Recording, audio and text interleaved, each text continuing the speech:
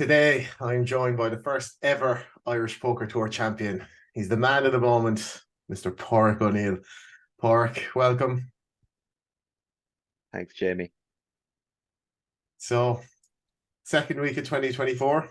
You've been at this poker crack for just over a decade now at this stage. Got married 2 years ago, had your first child in June last year. You were in the process of buying a house at the end of last year, and just before Christmas, you go and win €1 million. First EPT champion. Last few weeks, what have they been like? Pretty sweet, isn't it, Jamie? Must be nice. It Yeah, must be nice. must be nice. Yeah.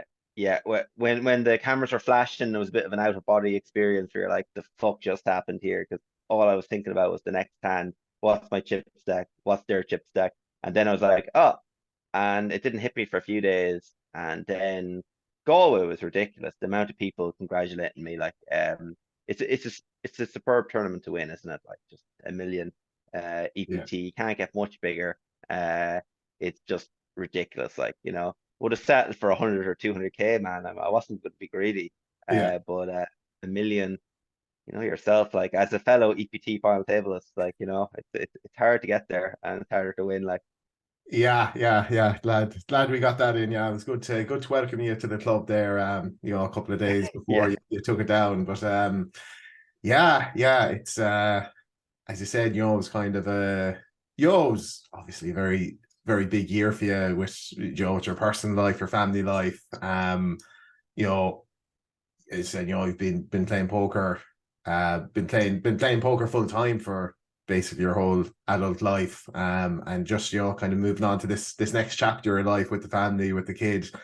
And yeah, you're lucky baby Fionn was there for you. And yeah, a million euro EPT champion few weeks before Christmas. It's just it really is one of those things. It's still kind of it still hasn't fully registered. Where how many of these big final tables we looked at, seeing these guys winning these big sums, and then so you never actually win these things. You keep showing up, you keep playing them, you never actually win them. But then this time true. you did. You won it, and it was like, as you said, pretty big one to win. European Poker Tour, €1 million.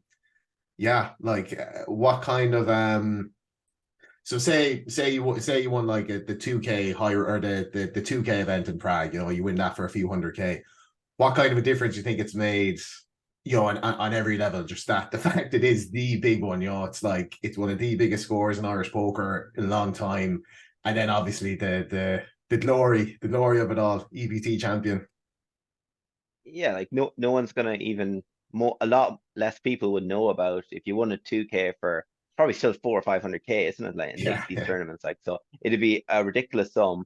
Would have had all of myself probably in that tournament. So you're talking about similar money, maybe, but like, it's yeah, this is ridiculous. Like, this is everyone knows about it.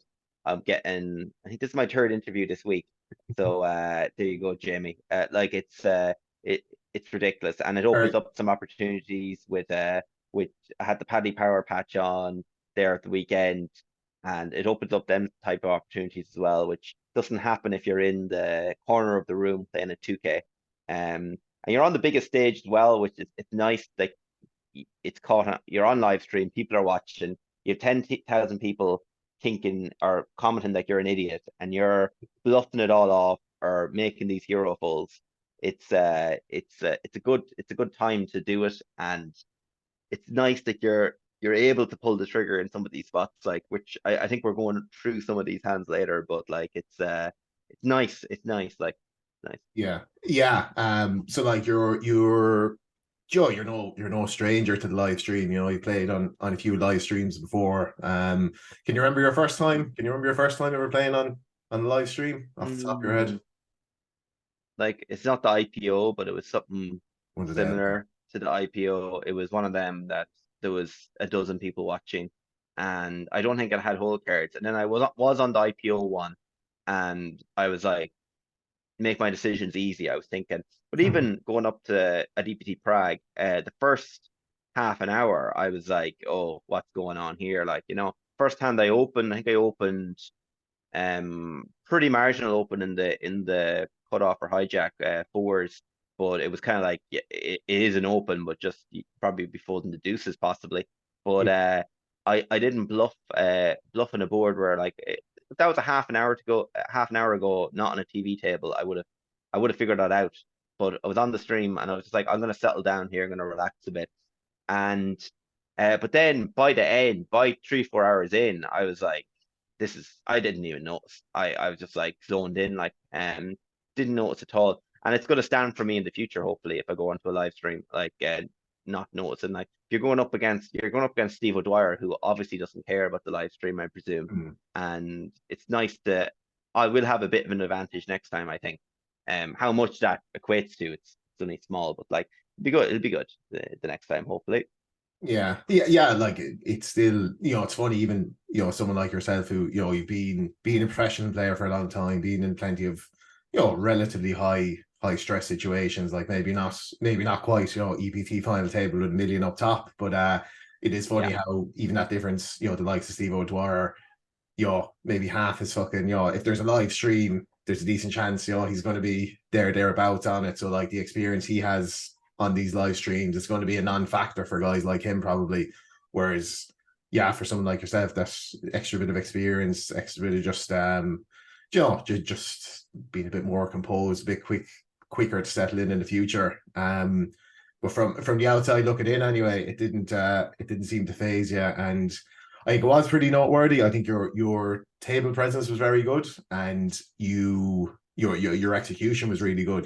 Just the spots you had, you took, and I think it was really impressive. I think like you had like you had a big call in there, you had a big bluff in there, you had a big fold in there. You got a bit of everything there on the live stream in this high pressure situation. And can you just speak a bit about as I said, just that being able to execute when the actual pressure is on and when the money's on the line. It's easy fucking run the sims and talk about the hands and be like, oh, this hand is a good bluff spot here. But how did it feel? Like, was it, what gave you the confidence? Was it just you were so well prepared, you've gone through those spots enough that you were just comfortable executing, or was there a bit of nervousness there, thinking, I think this is right, but let's go with it? Okay, there was actually nearly no nerves when I knew the spot where I was like, oh, this is a bluff. I was just so happy to do it, to be completely honest. But then there was a few where you're not quite sure, maybe call downs especially, and you're like second guessing yourself afterwards. We'll talk about a few of them later, but it's like, I'm pretty sure this isn't a call down, or I'm pretty sure this is a call down. And I'm not sure that the stream get a big call down from me. I made some calls, but like I can't remember a big call down on stream. It was some off stream, I guess. But I guess I am experienced where 10 years ago in this spot, like obviously I wouldn't have been able to, I wouldn't have known some of these spots, like, but even a few years ago, maybe I wouldn't have been as calm. But no, I wasn't nervous. Like, it was, bluffing it off on a final table with EPT. Like, I think, okay, some people wouldn't be able to do it, but I think most people, I think that most people would do it in that spot. Like, I don't know. Like, would you've been? I actually don't remember much about your final table, but with 2 tables left on the live stream, would you have, if you thought you had the right spot, would you have been nervous pulling the trigger? Yeah, I was definitely didn't have too many spots. I was pretty short, like towards the last couple of final tables. I did have one where, again, very small spot, but it was like it was fairly cuspy the open, and Mm. like I see bet the flop and got to the river, at A6 off in the cutoff, I'm pretty sure, and it's a tiny spot, tiny spot, but it was quite a big pot for my stack at the time. But like, bet the river there and got it through, and that's as close to kind of like the a bluff spot that I had on stream. But it was definitely Mm. like on the river, and I was like, I'm pretty sure this is a bluff. So I was like, pretty sure I have to do this here. And I think like we've talked about this before as well, where I think even just in normal circumstances, when you're in a spot and you're bluffing, when you're kind of confident in the spot and you're confident in your how balanced you are in your range, and you're like, look, I'm bluffing here, but I know I've plenty of value. I find that in those spots, it's a lot easier to execute, it's a lot easier to be calm.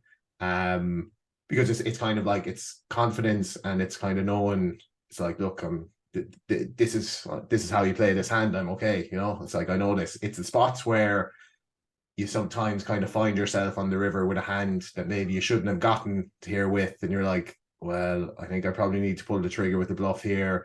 And then you pull it, and then you're like, oh fuck, I'm pretty unbalanced here. I have too many bluffs. And I find those are the spots where you're kind of like more nervous, or you're like, does this, maybe the story doesn't check out here?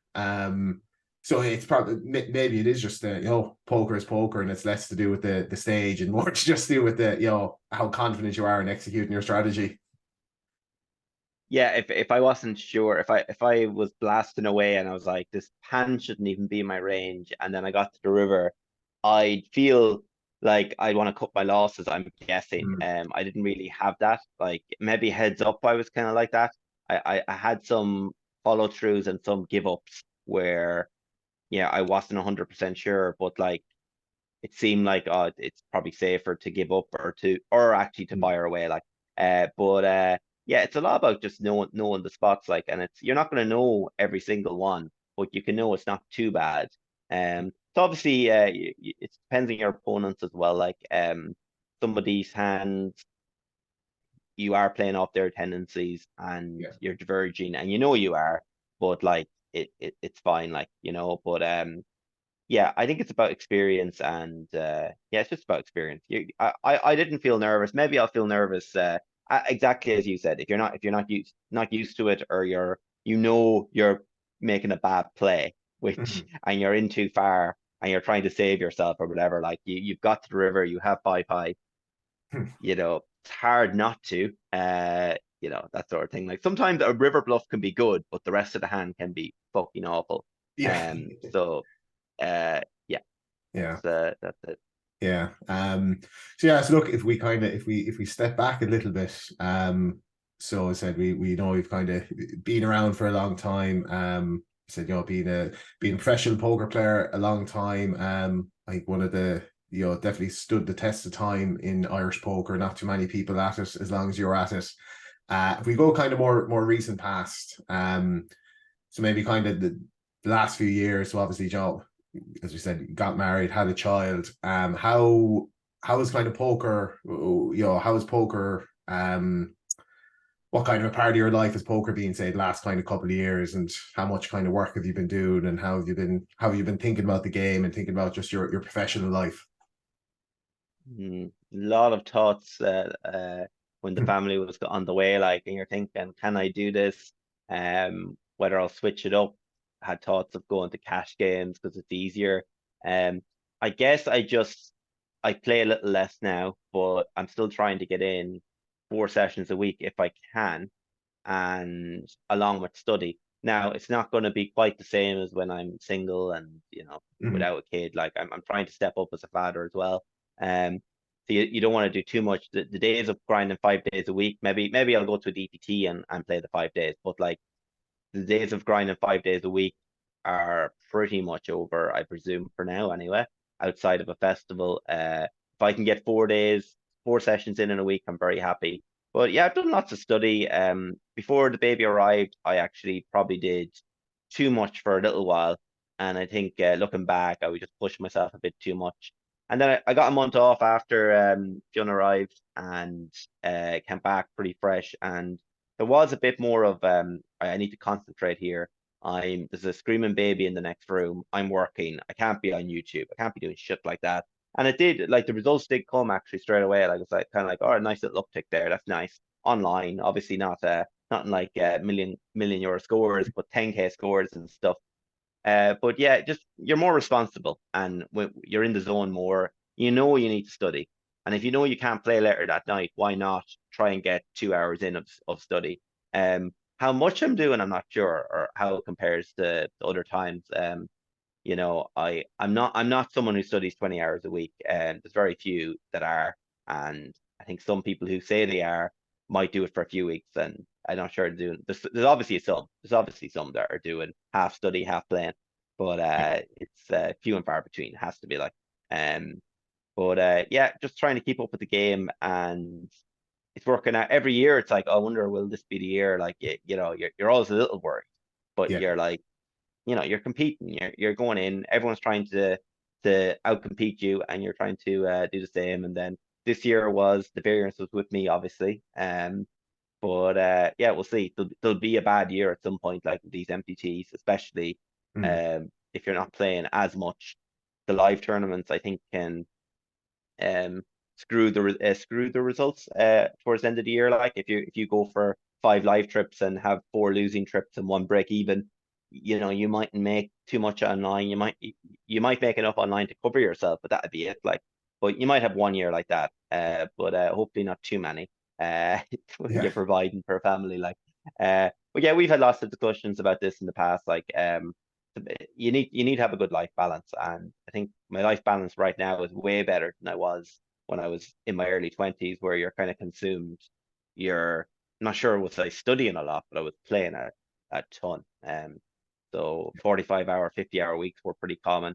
Although I used to always take 2 days off once I got settled in living with Kira, maybe not before that, but then it was always like 2 days off, like, and that was my life balance. But probably a few more days off now. Yeah. Yeah. Yeah, I think just, yeah, that's, you know, it's a very, very common story that people kind of, when they're earlier in their career and a bit younger and a bit few, you know, less kind of commitments outside the game. It's just, yeah, it's a lot of playing, getting in a lot of hours. What you said about, you know, just doing the study, always trying to keep up. Again, it's like people, but yeah, people who don't play for a living, I don't know if they quite appreciate it enough, where like you're, I think a lot of poker players, you're constantly not necessarily doubting yourself, but it's like you're doubting yourself, you're doubting the feasibility of the game, you're questioning the ecosystem. Like there's so many things that go into, you know, for you to be able to make enough money playing poker. There's so many factors, and so many of them are out of your control. You know, the things that are within your control are, you know, the study, getting in good quality hours and all that. But it is one of those things where, you know, every few months, and then especially, you know, you go in a bit of a downswing, and, you know, it's always this like, Jesus, can I still keep making money from this game? You know, do I need to find something else to do? But I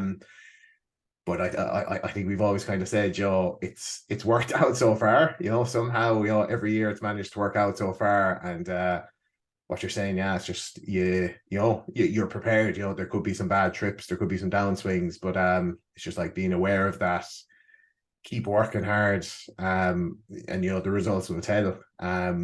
I think that's one thing. I want to just get back to the kind of the post baby feelings in a second, but yeah, something just from kind of talk to other people about you since this result. I do think a lot of people kind of appreciate the fact that, you know, you are around a long time. You know, you've put in the work. You know, risen the stakes kind of steadily online, and I think it's fair to say, you know, year on year, you know, you've been kind of a better player. You know, if you were to go back 10 years ago, kind of, yeah, maybe a few kind of quieter years, but Mm, one or um, two there when I transitioned to cash there was a few years where it was like, and then went yeah. back to MTTs, but the fire was in the belly then, like, so uh yeah, just after solvers, like, yeah, there's lot to think about there, like, but yeah, what you said about every year, it's not every year, but you don't want to have too many quiet years where you're not putting in the work, like, or when there's a shift in like the study, when the solvers came in, like, was I quick enough? But like, I wasn't too late, but I was definitely wasn't an early adopter for sure. Yeah, yeah. Yeah, like it's like I think poker and gambling, there's so many different ways to make money from poker and gambling. And I think that's, you know, if you want to talk about longevity, I think it's that adjusting and figuring out what's the best way to take money out of this game this year, or at this point in history at this time. You know, I think kind of during the poker boom years, all the content and the way people talked, it was all like, it was all kind of catered to playing online cash games there. This was the path, if you were a poker professional, you move up the stakes here and blah, blah, blah.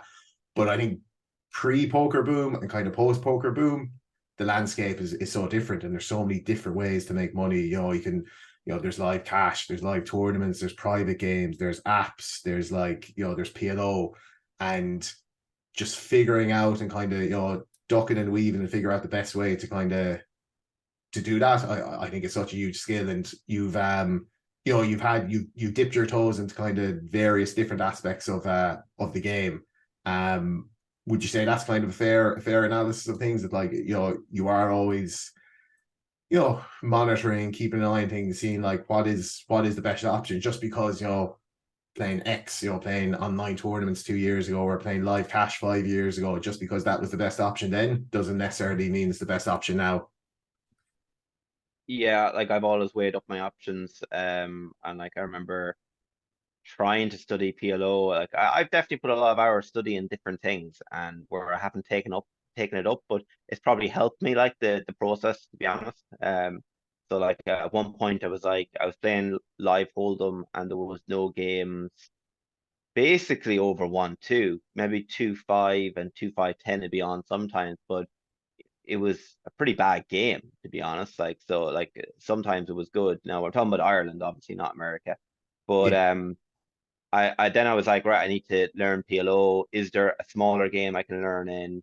And I went down that route for a bit, where I was studying. I never actually did it, but that's okay as well. Like, I think just trying it out and seeing what the crack is. Like, Yeah. I tried the apps. I was in reasonably early with apps and made a little bit of money, but not enough that I was definitely making more in MTTs. And I was like, I kind of knew that the first little while would be tough to transition. And then I was like, I just want to transition back, started much lower and grind it back up. But yeah, I can't be traveling too much these days. So like I Yeah. have to kind of make a living online, or do some content, or do something. So like I'm concentrating more on the online MPTs. I think there's still money to be made in them. Um, Maybe when in a few years, maybe I'll be able to mix in a bit more live cash again. I don't know. But we'll see. It's always changing and always adapting. The name of the game, isn't it? Like I think you've done the same yourself. You do a lot of PLO, live cash. You do online. You didn't at one point, but you're now playing. You never miss a Sunday. I hear you never miss a Sunday. You're on the team now. I always see you in the Sky Major and grinding away. I won't give away your screen name for one of the greats of Irish poker, But but you're the same. You're the same. We're pretty similar in that regard. We've done similar things. You're more PLO though, I guess. Like so you have actually, instead of just studying it, like I've probably done 20-30 hours of studying it and not played at all. I've done more study in PLO than played for sure, and I've never yeah. played. Like I've never bothered. Um, but there was always I haven't played live cash. I've played very little live cash in the last 2-3 years. Like I've gone to tournaments, but that doesn't mean in 5 years you don't see me and I'm always playing live cash. I could switch back, because these live tournaments are very swingy. So like it's a tough way to make a living for sure. You know yourself. Yeah. Will I tell the story about my biggest ever losing trip to Vegas? Yeah, go for it. Yeah, go for it. Go for it. My biggest ever losing trip to Vegas was this year, and I didn't leave the house, Jamie. Yes, this one. Yeah, yeah. Yeah, this Um, one. So I took a percent of a certain Irish poker player, and I had my biggest ever. But the only reason was I always just played live cash in Vegas. That's the only reason, and I didn't have losing trips. But like, uh, I only had 1 year where I played MTTs, and I'm pretty sure I was down whatever 25K going into the main, and then just had a deep run in the main kind of job. Like, but the if you're playing MTTs for the year, like I there's not too many Irish lads doing it full time, just MTTs live. There's none. There's a few English guys, I think, and I'm guessing there's a fair few Americans, but like hard way to do it. Hard way to do it, like yeah, for sure. yeah, it is absolutely. It's like, yeah, I always say I think that playing live tournaments for a living is like, not really a thing, because it's just like you need to get in, like there's so much variance, you need to get in so much volume, there's so much, expenses, all that kind of stuff. So very difficult to do. But yeah, I do think it is just it's about finding different things, finding different avenues. Like you're saying, yeah, like with me, like very much, I've played lots of different kind of games, lots of different like angles on trying to make money from poker. I said was never the consummate grinder of kind of playing, getting in like I never really played like online kind of 5 days a week. But things changed, different things came up, and like play a bit online. What you were saying even about like studying the PLO, it's like, yeah, I think you have to be open minded. I think if gambling teaching nothing else, you have to be open minded to things. So just exploring all these different things and thinking about where there could be potential, and I think it's just like getting in the mix is important as well. I think this goes for a lot of things in life where giving yourself a chance to get lucky, I think it's so important. It's like something like the apps being a good example. It's like, sure, you might play them, might not work out. Maybe you get fucking scammed. Maybe you get cheated. But like everything, it's a risk analysis thing. It's like there's Yeah. also an upside. Maybe you get into these fucking great games and you're making a lot of money. So it's I think how you kind of manage these things as a poker professional is really important as well. Yeah, absolutely. Like so long ago now, but I even remember going to live stops to check out the cash games where Macau went out there for a month and Yeah,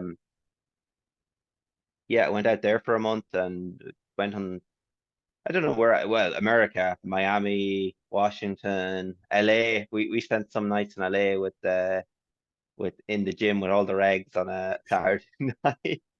Um, it was like, yeah, it's something you're going to try, like, and I think now people are trying out Texas for the live cash games. And yeah, I've been through that. I'm at a different stage in my life right now where I can't really leave the house as much.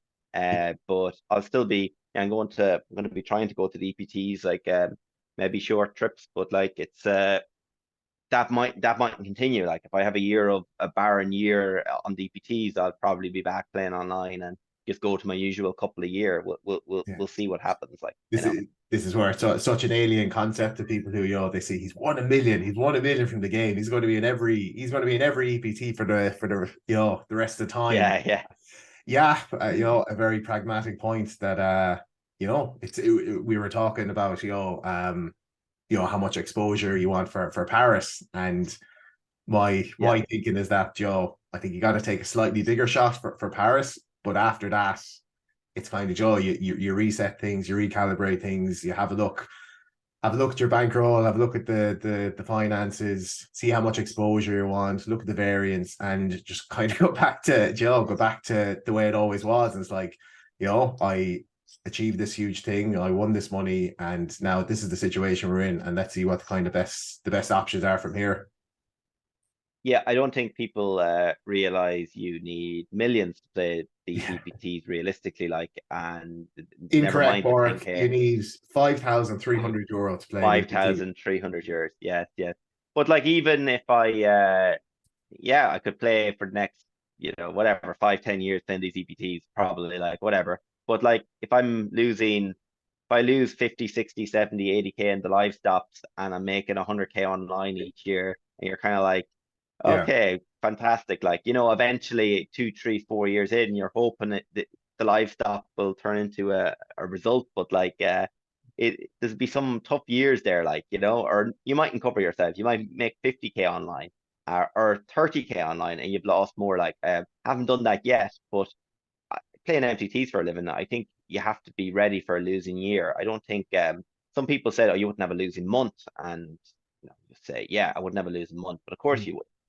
yeah. It's just one of them things, and yeah, yeah, it's just the way it is. Like, yeah, I could have all myself in the EPTs for a while. Maybe I should for a little bit longer than Paris, but just never thought of it that way. Like, to be honest, I don't really want to lose 100K playing poker. I haven't done it yet, and I don't plan to.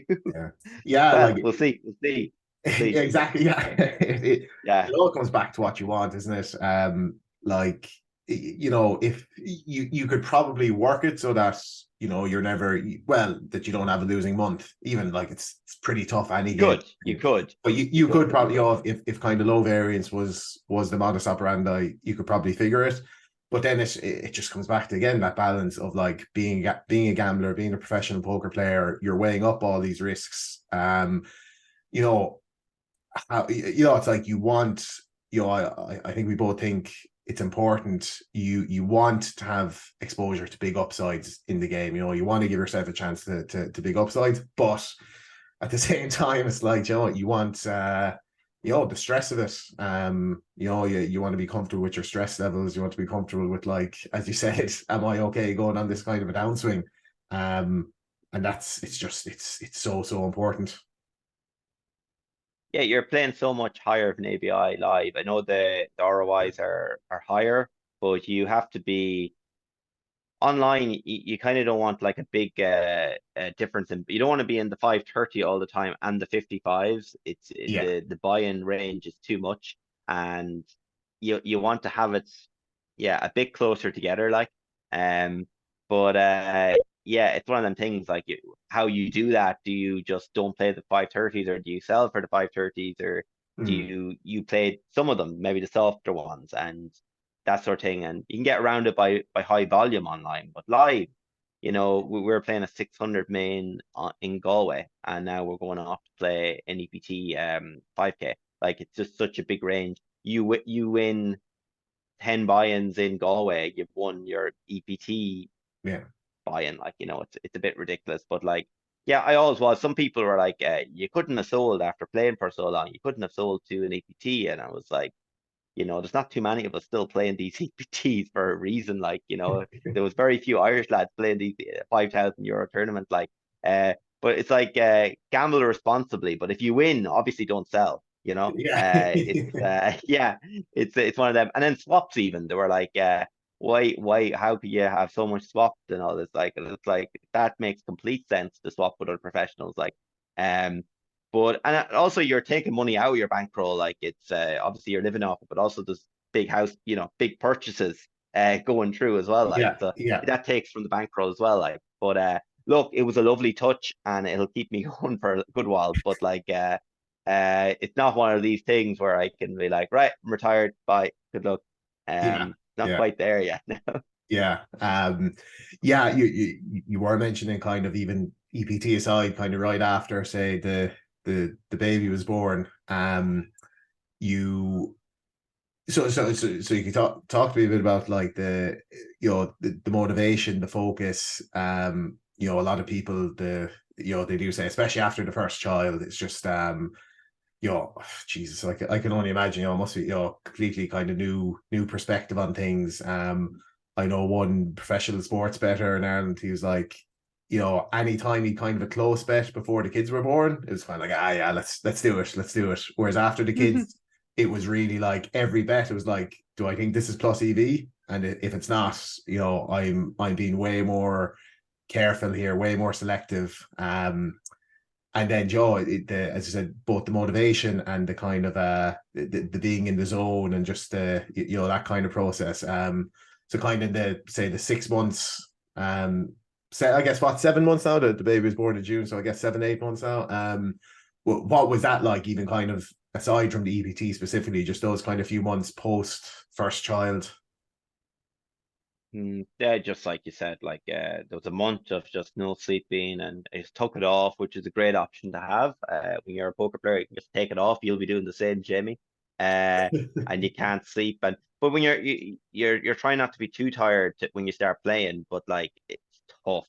And then but as I said, you want to be, when you are playing, you don't want to be autopilot. Jesus, it's like Mhm. you only have limited time. And if you're feeling fresh, I was always like, even if I hadn't planned to play, if I'm feeling fresh, I'm like, right, I better take advantage of this. I'm gonna feel fresh like twice this week.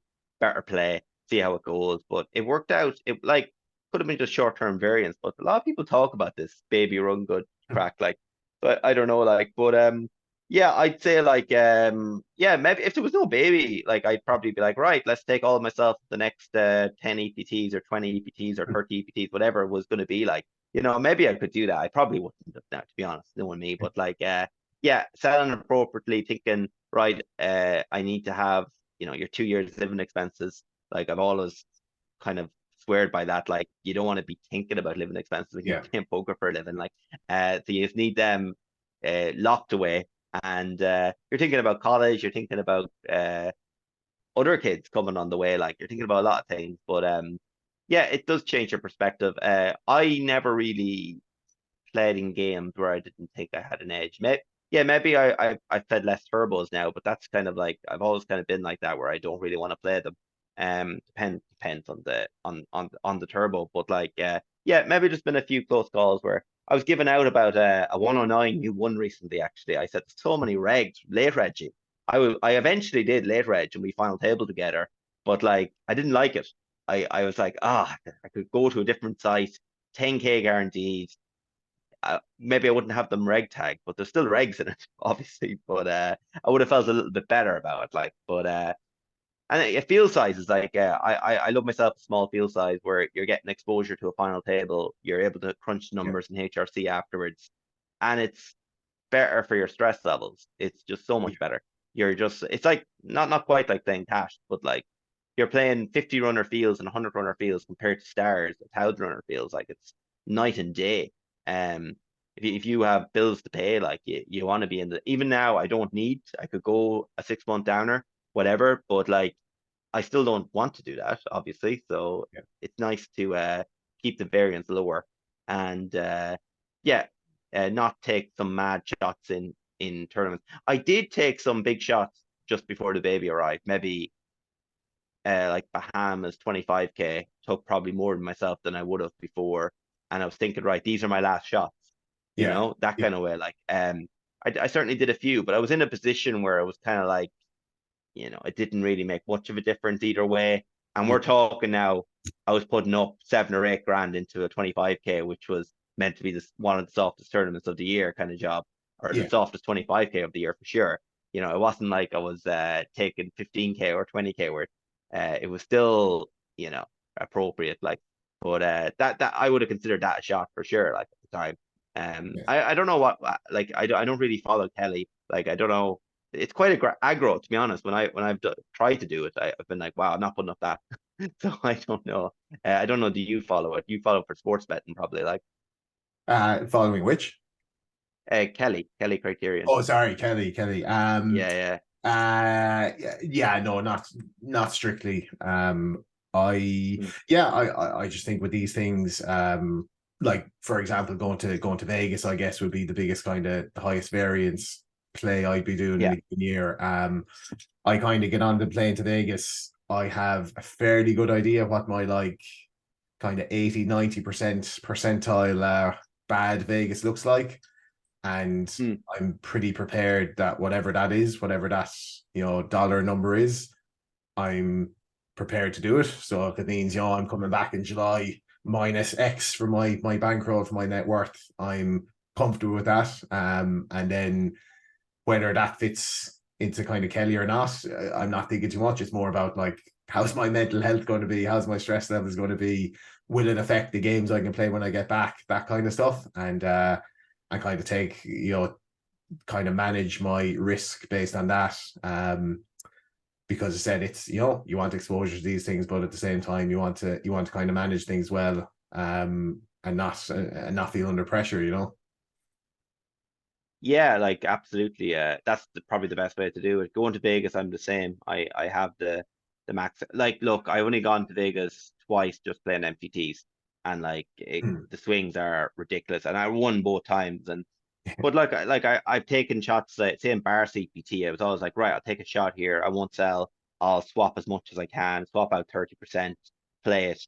But you can't do that in every single one. I Yeah, guess you could, like plenty of people would be, if you have an income coming in, if you have a live cash coming in, or if you're very consistent online, yeah, sure. Or if you're playing bigger, it depends how yeah, high you're bigger, like how high you're playing. So like you could just be playing the 5 or 6 EPTs a year and a few WSOPs a year, sure. But it depends on your risk tolerance. It depends. Yeah. People have different approaches. Some people that have 500 grand, they'll be like, oh, I'm going to take all myself in every EPT till I have like 400 grand, stuff like that. I Yeah. don't do that, but that's like if you could handle them swings, and Yeah. yeah, I think, it seems like very reasonable when you say it out loud, but then when you're 100K down and you're in the, I wouldn't say big 55, what tournament? Sunday Million, I don't know. That's yeah. a bad example actually. A 10K guarantee 109, and you're like, oh, I'm 100K down. Yeah. I Disappointed. think that's the I think you can kind of, at the end of the day, you can take every spot as it comes and on its merits and see how you're feeling and how it's going. But Yeah, because that is the thing, you don't have to decide I'm going to do this for the next 10 EPTs or the next 10 no, live no, you spots. don't. But at the same time, Joe, for example, if you're down 100K at live tournaments, but you've won 200K online in the same period, that might feel a bit different than if you're down like 50K in live tournaments and 50K online. And it just depends kind of what boat you're in. And it's not always strictly a function of like net worth and bankroll. You can just kind of see how you're fixed in a given moment. And I think that's what a lot of people do in practice, just a lot of discussion about like, how to take these shots and all that. But I do think in practice, it's kind of like, what do you fancy right now? And I'd never be too critical of someone that like, if they fancy taking a shot, go ahead and take it. But it's just, as I said, it's in kind of in the long run on balance, kind of what kind of shots you want to be taking, yeah. So yeah, we'll run through a bit of your week in Prague. So a few weeks. So your kind of life post baby. So no Vegas for you this year. A few months off in the summer. Your first spin away, your first trip away was to the lovely Killarney in September. Am I right in saying that? That was your first live poker trip? That definitely was, yeah. Yeah, yeah. So got to meet your lovely baby there. And as I said, I think he's definitely the luckiest baby I've met so far. Let's see how things go. But he's a pretty lucky baby so far. So I got to spend the dinner of my final bullet in Killarney with Fionn. And yeah, so it worked out well there for me. It was a nice start meeting Fionn there, lucky baby in Killarney. And you didn't have much of a result in Killarney. You came third in the high roller there, back to back third places. Am I right in saying? I won, so like I wasn't complaining, but I did win. Yeah, Yeah, I won. profitable. I actually forgot. Yeah, I filtered, I edited myself there in real time. I just remembered that. Yeah, but so Killarney, so you get the trip away. Kira gets to trip out of the house, nice hotel down in Killarney, bring the baby down, play that. A few weeks later, then you hit up the Intercontinental for the biggest festival in Irish poker in quite a while, probably since the EPT in Dublin. And you get a bit of a run in that. So you final table at the 3K in November. Yeah, I was a bit regretting that run because I was one of the chip leaders on the bubble, and it was only, I forget how many were paid, 26 paid. So it was, Yeah. your chip leader in a 26 paid tournament. You're hoping for better than 8, maybe, possibly. I don't know. But it ran away from me in the end. Got very short, but that was a great trip. Yeah, it was nice to swing together some profitable trips around that time, like for sure. Yeah, yeah. So then kind of after that, so then we both so that was you alluded to it earlier. It was after that trip I had a pretty poor festival there myself. Bricked. So that was first festival for me, post Killarney. So similar to what I'm advising you for Paris. Although I guess Galway is technically your first stop after after Yeah, we got I took all of myself in Galway, like, I fair went for play, it in Galway. good, yeah. Yeah, thank you, thank you, thank you. So yeah, that was after the Intercontinental was my first festival after the Bink in Killarney, and so I took a bigger shot than normal and went horribly, bricked everything. But then we got home for the late Sunday session that night, and we both final Yeah, tabled the Phenomenal. So that was great crack. Really enjoyed that. But then leading into December, so I remember I was my plan was I was in the win last year, and I was kind of hoping to get back there this year. So I was firing the satellites on WPT. No luck, unfortunately. So I ended up, I don't know, 6 or 7 bullets in the hole. So probably 6 or 7 grand we won't see again. Didn't make it to the win. And I was kind of saying, wasn't sure what I was going to do. It was like, maybe I'll do a last minute trip to Prague. Uh, you were kind of, I guess you were in 2 miles for a little while, but you were always kind of like Prague, easier to travel to, kind of not as logistically not as difficult as Vegas. So, was Prague always your plan for the Christmas festival? Yeah, Kira loves, my wife loves Christmas, and first Christmas with a baby, the flight got delayed, come back from the win. We're talking coming in 2, 3 days before Yeah, Christmas, like it just wasn't a runner.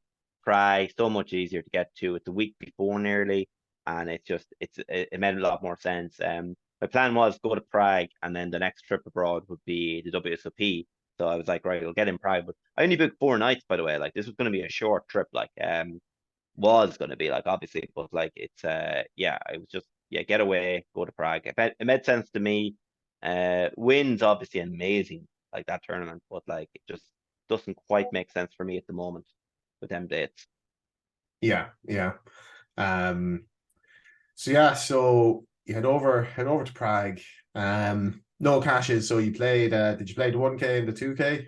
When did you get to Prague? No, just straight in. Main event was the first event. I just played one tournament, JB. Yeah, one tournament, one bullet. One Yeah, out of yeah, one. Nice, nice. So yeah, yeah, yeah, yeah. yeah, lovely. So you get in, yeah. So you get into Prague. You bag up one starting stack at the end of day one. Was it? I think it was 30. It was a 30K exactly. It was like On the dot. I need to win onto the that. chip race at the end, and Yeah. yeah, I seen one of my table mates in the chat in the final table rail chat, and they were saying he had to win the chip race there at the end of the day to Yeah. have starting stack. I got to 100K and then I blew it. I can't remember now. Had a few. I think I did a tin enough river bet. I didn't think it was tin at the time. Ran it afterwards, and they were like, "Yeah, it's pretty fucking tin." But so I had that and had a few other things, but I don't really remember. But yeah, exactly starting stack. Everyone thought I late max late reg to day two, and then I was all in very first hand of day two, and then obviously no looking back after that. Like Yeah, I remember saying to you at the end of day one, I was like, sure, look, at least you saved the second bullet. You would have fired a second bullet, yeah, slate reg. And I true. remember being in a very similar spot in Barcelona. I think I won a flip on the end of day one. A flip to go Mm. from like 15K to 30K or whatever, to go from like half a starting stack to a full starting stack. And I remember thinking, not the biggest fucking equity spot, not the biggest EV spot, but it's basically like a 5,300 euro cash pot. So I was happy. I was like, no, glad not to have to fire this. So Kinda, yeah, it's still, yeah, it's still something. And I think I said to you, I was yeah. like, day twos of EPTs can be very funny because you're 20 bigs, isn't it? 20 bigs, the max late red spot, On the 20 dot, bigs. yeah, yeah, yeah, on But the the thing dot. is, because it's such a slow structure, it's 90-minute levels from day two, it can turn into Joe be having 50 bigs very quickly, and all of a sudden you're deep stacked going into the bubble. And as it transpired for you, so you double up first hand, you catch a bit of heat early in the day, and by the bubble you're flying it basically, aren't you? You're well stacked on the bubble on day two. Yeah, so like the table before the bubble, I actually had a great stack, but there was like three other guys with similar stacks, and we were all kind of couldn't really do much on that table. There was a guy to my left, who I think he was a 10K GG reg, and I was just like, yeah, I can't be opening too wide with this guy right here. There was some other guys in the table similar. It wasn't a table to bully a bubble on. And then I got moved, and it was only one other big stack, and I was like, perfect. We had a little battle for a little while, and I eventually was getting to open the hand rather than him, and bit of a game of chicken. I remember a hand where I had seven high, three bet him, 6-7 suited, three bet him, flopped an open ender, bet got raised, called, and the turn the board paired, and he bet again, and I just let it go. But like it was an interesting hand because like he had folded ace deuce suited to my raise from the big blind, and then he had also called like Jack 7-0. So I didn't know what he was up to be honest. So he was one of them. I had to kind of figure him out, but it was an interesting dynamic. I think I said it on the chip raise. He was calling out my Hendon mob, I guess, try to embarrass me or something to stop bluffing. But like obviously I had to ignore that.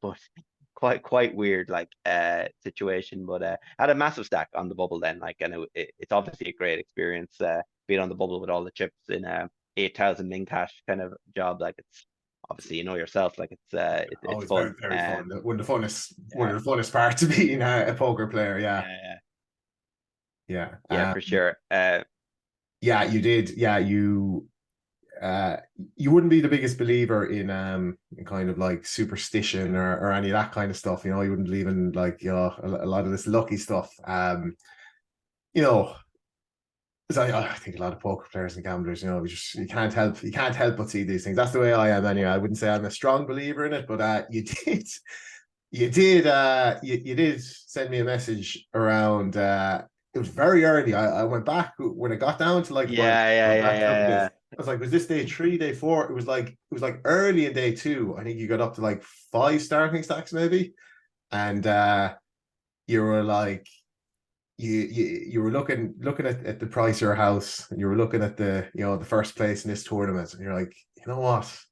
Written in the stars, I believe was the exact line you used. So it was good to see that bit of like, let's play into the superstition a little bit here, and let's lean into this cosmic energy that no one can fully explain, and just see what happens. So yeah, so after yeah. day 2 you were flying it coming back. So day 3 you were back with 100 bigs. And one of the so big hand, if you can remember it. I have the hand history here. One of the big hands on day 3, you got a full double up. You flopped a set with pocket eights. Um, anything interesting from that hand you'd like to discuss? So it was Yeah. um I remember yeah. it. Yeah, you can say it out to whoever's listening, whoever has made it this far of the interview. Maybe you say it, because I just realized I'm looking at the wrong screenshot here from a different hand. So so maybe you talk through it, Park, just fresh from your memory. Like I can, like, but I'll have to remember. You'll have to remind me of the board afterwards. I open eights in the button of I think 50 bigs, was it? It was a good stack, Yeah. and the small blind flats, and the big blind. He has ace deuce, so he 6x 3 bets, and it was quite a chunky. My first thought was that is a massive 3 bet. Why is he making it so big? I don't understand. He didn't need to. The small blind had a kind of 30 big blind kind of stack. He made it very awkward for himself, to be honest. Yeah. Um, but I was like, I didn't think we were deep enough. Maybe we had 60 bigs, but that would mean after this hand I had 120 big. Maybe I did actually. So yeah, so Um, I found, so it's yeah, 20k off 600k. yeah, yeah, Um 60 bigs. Yeah, yeah. yeah. Wow, The that was a big hand. Like, yeah, Yeah, small blind calls off 250k. And then the big blind 6x's, yeah, correct. So yeah, you flat. So we got like 280 in the pot. So like SBR of about 2. yeah. It's one of them where I was like, I'm gonna have to call. Obviously, there's no other option here. But like, it's like, I think I'm gonna have to call once on a lot of flops, and then he probably is going to win this. Like it depends. It depends. But like uh, he made it so chunky though that the SPR is so lowered that these 60 bigs suddenly, like, to be honest, I thought it was pretty bullshitty his sizing. Like I was kind of like, maybe this is his standard sizing. I thought he maybe 100k would have done the same or Yeah. what he was looking to try You, and do. Like to be it's honest, one of even these 80, like in play, it's like in game when these things happen, it's like, yeah, he might be balanced, he might be this, but you're going to be pretty surprised if he shows down kings at the end of the hand kind of thing, when he goes with this sizing. yeah, I thought like 100k would have been like this Yeah. could be his exact sizing and that's fine. But like I was thinking like I didn't when the flop came down, I didn't see the eight straight away, and then I was like, oh, there it is. Like, okay, and it's an ace there. Like, So the hopefully he flop, doesn't yeah. have So the kings, and flop, the flop comes ace eight three. ace eight three, Yeah, he bets tiny, like he done a tiny block bet. Um, we call, obviously, yeah, not obviously, but like I think it's pretty clear. And yeah, he basically goes into check call mode and he tanked forever on the river. But the turn comes could have been a 9 or nine, yeah, 10, 9 10. I think it runs out. 9, Yeah, 9, 10 it runs out. And on the river when he's in the tank for so long, I'm kind of thinking to myself, like, right, what were my bluffs here to this when he's 6x free, I flatted. See, he went so small in the flop. I'm pretty sure what he was thinking was he can't be folding his broadways with a backdoor, and yeah, came out, came out. So it was 8, 9, 10. So Jack 10 has got there. So I guess he's hoping I have Queen Jack blocking Ace Queen Ace Jack sort of thing. I'm not 100% now. Now I like we'll go through some of these hands later, and I do find the bluff. So if I found myself there with a bluff, I guess I will go for it. But like it's kind of fucking, it's hard to have a bluff there. yeah, And I guess that's why he took so long with his top pair to call. But he had bloated the pot so much free. It's not this massive deep stack pot, even though it's 120 bigs yeah, deep in an yeah, EPT yeah. pre-flop. That pod is so bloated. And he just need to find that many bluffs. But I don't think he's finding enough now. I haven't ran that hand. I haven't thought about it since, to be honest. But seems hard. Can you think of an actual bluff for me? So Um, it's yeah, so just to run through the hand again. So it's so ace eight three, he see bet small, you call, and nine on the turn. He he checks or he bets small again. he checks. He He checks. He checks. checks. Yeah, I think I one third. I can't remember yeah. One exactly. third he calls, and then the Yeah, 10. So yeah, so the 10 comes the river. He checks. but 10. Queen Jack has got there, right? Yeah, 8, 9, 10. So Queen Queen Jack has Jack, got yeah. there. Queen Jack gets there, yeah. And like if I had King Queen, I'm gonna be like, all right, I don't really like blocking kings and queens here. So Yeah, it's interesting. It's interesting hand. Like yeah. Actually, sorry, just yeah, around 10 on the turn, 9 on the river, just slight difference, but doesn't really matter. Yeah. okay. I don't know, I don't know, 8 7 suited. Yeah. Like if you ever find yourself with King 8 suited, I'm not sure you defend that pre. Um, Such a big size. Like you're not meant to fold King 8 suited, but like to 6x, I yeah, probably would have been like, right, yeah, you got, and that's probably why he's trying to target against them hands. yeah. He made it fierce Just awkward. He put in like half. yeah, I guess that yeah, I guess like the like the, even like those wrapped around the Broadway hands. There's not too many plus. The Jack tens, the Queen tens. I guess you can find on the turn. So yeah, so I guess look, the solver would probably say you're going to have a sliver of all these hands and you're going to bluff with these ones. But yeah, in practice, it's a pretty tough one. But then like yeah, from Mm. his point of view, its stacks are pretty shallow. He has top pair. So it's just kind of it's a tough one. But yeah, yeah, nice. So like when you bet the river, like what's the SPR by the river? It's not that deep at all.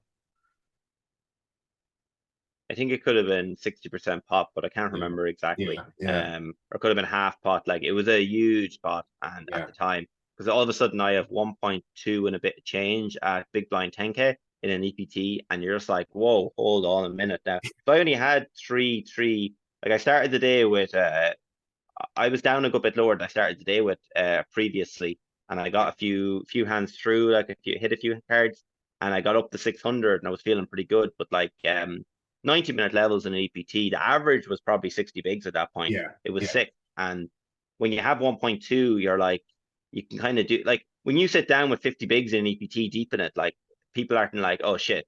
But if you sit down with 100 bigs, you're like, oh fuck this lad, and it helps. I think it gives you a bit of leeway. Um, I did, yeah, no, I had a hand that same day where I folded two pair actually to an all in, which we haven't actually talked about before. I think I sent it to the group at the time. I was very happy. It was with against against the fella from Russia who came sixth place, and we had a very interesting hand. Maybe we'll talk about it a different time because I haven't prepped you. Sorry, Okay. Jamie. We've if, only if hands that if you can are remember it, if you can remember it off the top of your head, feel free to launch into it. no. Okay, okay. It was one of the. It was an interesting hand because he was kind of like pre-flop. He was like asking me, did I have all my big chips in front? And I had the 1.2 million. I had everyone covered by a mile. And I was like, why is he asking me these questions? And then he was all in by the river. And I was like, the fuck is going on? Did he miscount my stack and he thinks he has me covered? That sort of thing. Like, and it was a very interesting hand. I think it was ace, king, queen, 5-3, I'm gonna say. I had ace five, and I was like, I don't think this guy has enough bluffs. Like I Yeah. can't find the bluffs here.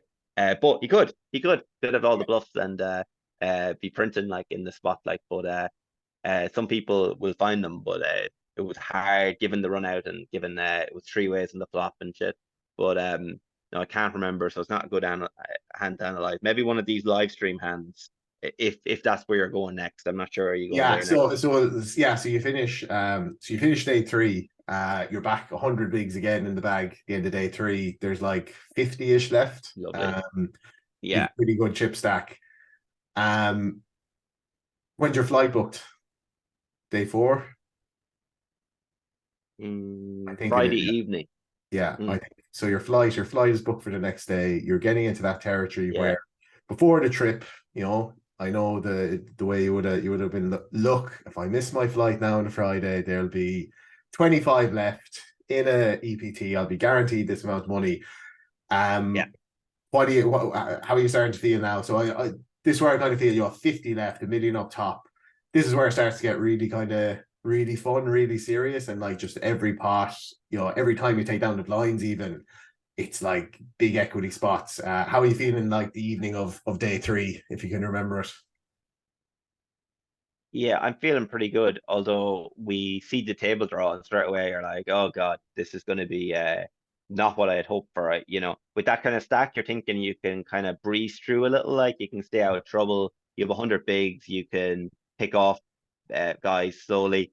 But then you see the table and you're like, I'm like third and chips on this table. There's two world-class players on the table with Steve O'Dwyer and Tino Mueller, I think his name is. And I'm like, and there's other good players. The guy who just took down World Series of Poker Europe was there, and there was others at the table. I can't recall now who they were, but you're like, right, I'm gonna have to battle. I'm gonna have to battle, and that Yeah, was the strategy.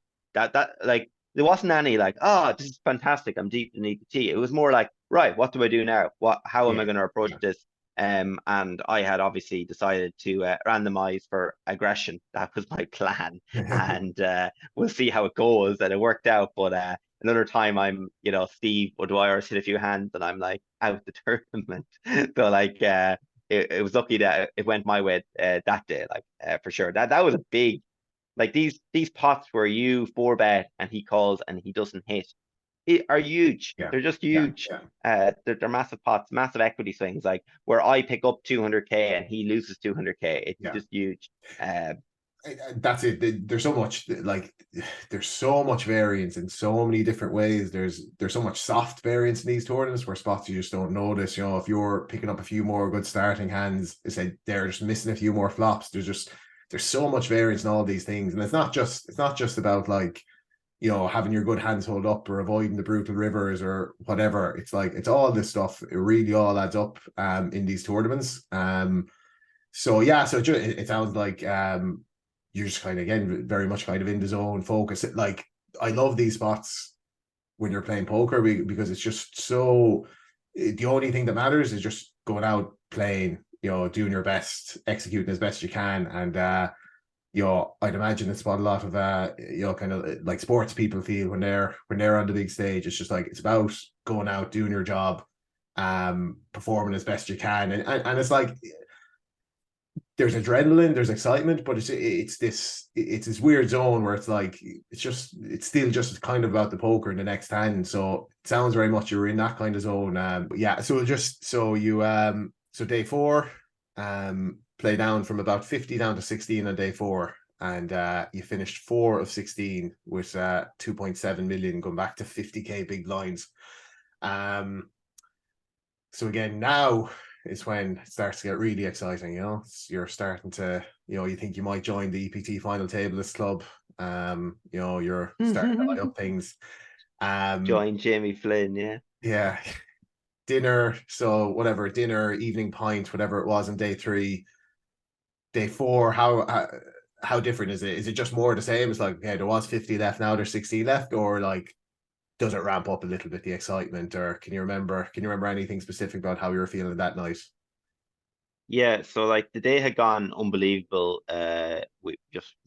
We had got some aggression through and we hit some hands, but the last hour I remember being so tired and we were short-handed and I had the main man Jon Kyte on my table and he was putting lads all in left, right, and center. He was all in himself loads, and I just felt so tired and I just went on a run where I didn't win for a few orbits and it was like the stack just goes down so quickly and you're like, what's going on here? Even though you still have 50, 60 bigs, you're like, oh, I'd love this day to end, even though I like my table. Like, and I was actually talking to Peraldo about this and he was like, his brain shut off at that point. He was just so tired. And I guess I was like, right, I need to get out of here. So I was glad the day ended when it did. And I went for a big long walk. I got a mulled wine and walked around the markets for like an hour. Nice. It was great and was able to get back to sleep and it was just it was a good reset. But and then right back to it. It was like, right, let's go. Let's figure these guys out and hope for the best. Run well. Like you're thinking. I think we had a discussion. What are the odds were that I beat your results at that time? Um, Yeah, you said odds on 5 to 6. I think I set you when you were 4 of 16. I, 5 to 6. I reckon you were 5 to 6 to come top 9 or better. Okay. Maybe even a little better, but it's just, again, you're 4 of 16 and then you fucking, you lose a 25 big fucking flip, and all of a sudden then you're short, so we know only too well things can change so quickly in Mm, tournament poker. So, 4 of 16, a million up top, you're getting close, it's getting exciting, but still it's miles away. There's still like so much that's going to happen between 16 and heads up that, again, I kind of going back to your point that you made earlier on about kind of playing like 50 and 100 runner fields tournaments. Like I think that's a big part of playing the smaller stuff where you get down to the last 20 or 30 in some like 1,000 runner field on stars, and you get into fucking the ace king against jacks, and you get rivered, and you're like, oh Jesus, whereas when you are kind of arriving at final tables quite often and getting like little touches, it is a big help, because again, getting down to the last 20 in 1,000 runner field is pretty hard to do. But getting from 20 down to like 1 or 2 or 3 left is also pretty hard to do. So it's like, we know that's where so much of the variance is in these things, But you were yeah. saying so you were kind of get back to it, figure these guys out, bring some of the aggression. And an hour into the day, you say, I had a triple off myself there. So cut off versus under the gun. Um, No, that was the previous day now. Wasn't last 16? I don't think no, it wasn't. correct, It wasn't. correct, correct, correct, No. correct, correct. Yes, lines were 15K big. Yeah. So that was actually the day before. You Yeah, did say yeah, yeah, you yeah. were going to bring the aggression the day before, though. So I did. I did. yeah. So do you want to run us through? Do you want to run us through this hand? So this wasn't on stream. This is first time talking about it. So Mulder opens to 35K under the gun, and Padraig O'Neill 3 bets to 105. So 3x 3 bet from the cutoff. Yeah. Line comes Queen 2-2. You see bet small, so you see bet 4 big blinds. So like about a quarter pot. Pretty standard so far. Mulder check calls. So there's like 360-ish in thereabouts. Turn comes a king. So it's Queen 2-2 with a flush draw, and king on the turn. Mulder checks. So how are you playing your range here? How are you playing your different hands here? So given our chip stacks, we're like super deep. I am going to be three betting, I'm guessing towards suited versions of hands a little bit more. Maybe yeah, I have ace jack O or whatever, like sometimes. And and that sort of thing. Like, but with these ICM spots, you're not meant to be doing much flatting. But Steve was behind. So Steve would have been small blind though. But I would have been. I would be ignoring some of the sims where you're not meant to. You're meant to make it 5 big blinds or fold in a lot of these spots. But I was I took a suited ace here and three bet it, which is completely fine at some frequency. I'm not sure how much flatting compared to three betting I want to do. Um, button I guess I flat a bit more, cut off a few seats over. I'd have to three bet a lot more rather than flat. But thought it was fairly standard and flop just a range C bet in my Yeah, opinion. Not much to talk about there. King of the turn now, it's like, right, what are our yeah. sizings? What do we want to So yeah, do? so king, yeah, the king arrives in the turn. I assume you're Yeah. still going to be continuing with quite a lot. You know, it's still a good board for you. You're going to be continuing quite a lot. So how do you decide, what hands might you check back, what bluffs might you give up here, and what hands are you continuing to fire with? But I think it's probably super easy to over bluff this spot. Like, but my thinking was like my ace four, he's gonna have like ace jack, ace ten suited, that sort of thing.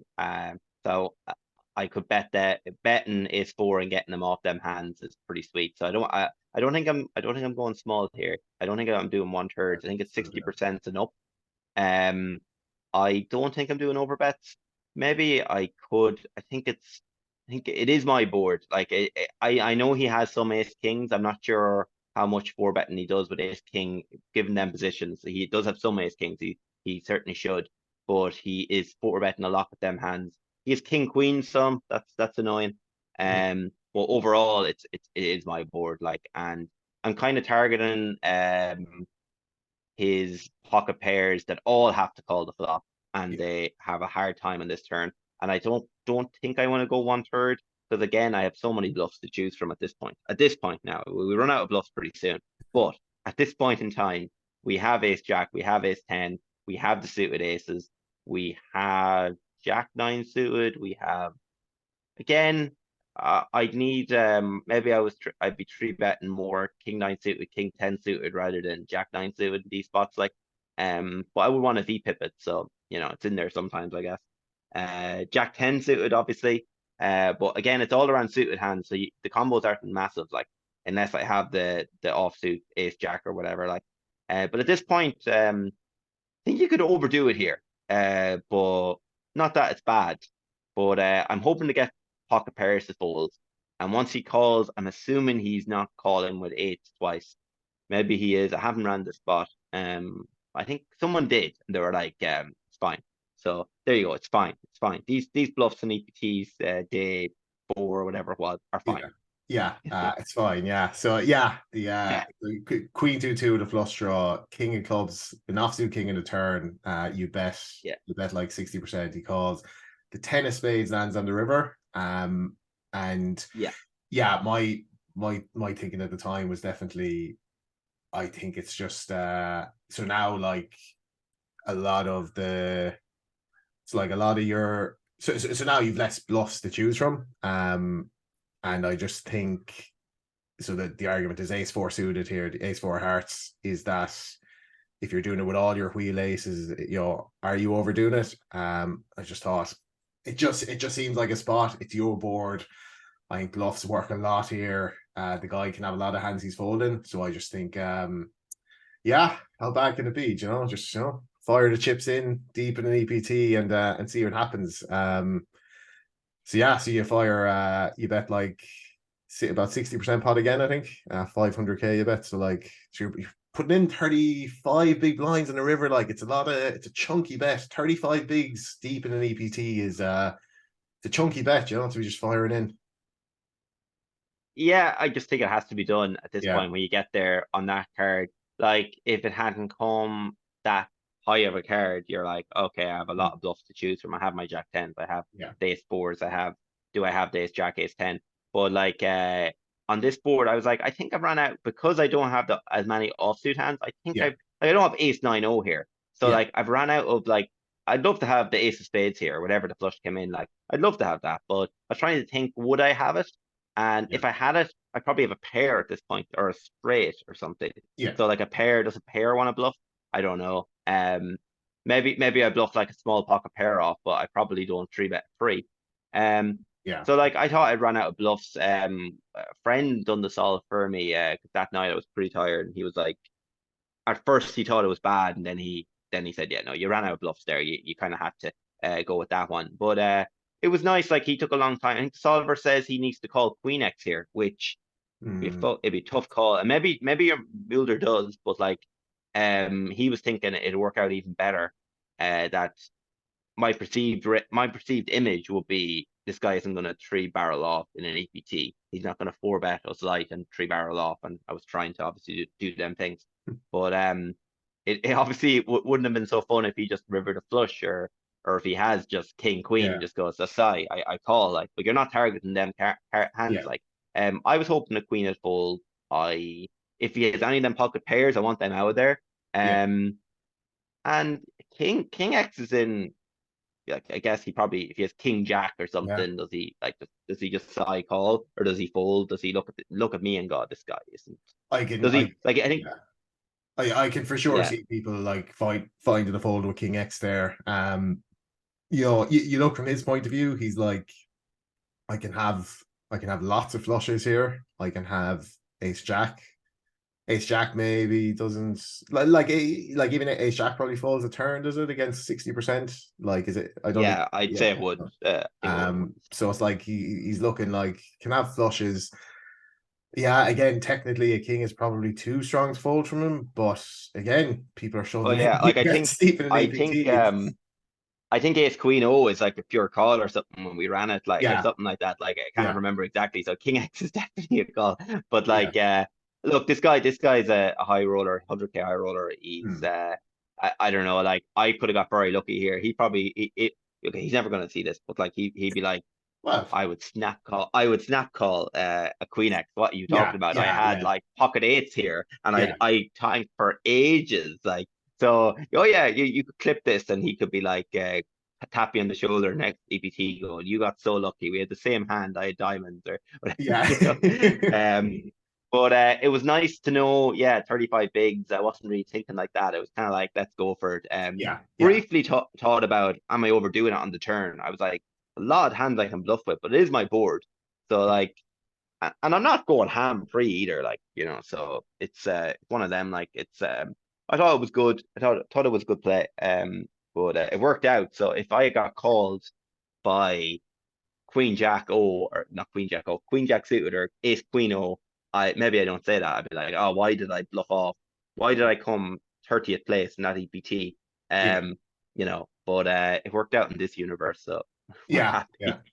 exactly. Yeah, yeah. No, look, it's as I said, like so many of these spots over the course of the 6 days, but yeah, this is one where I said it worked out this time.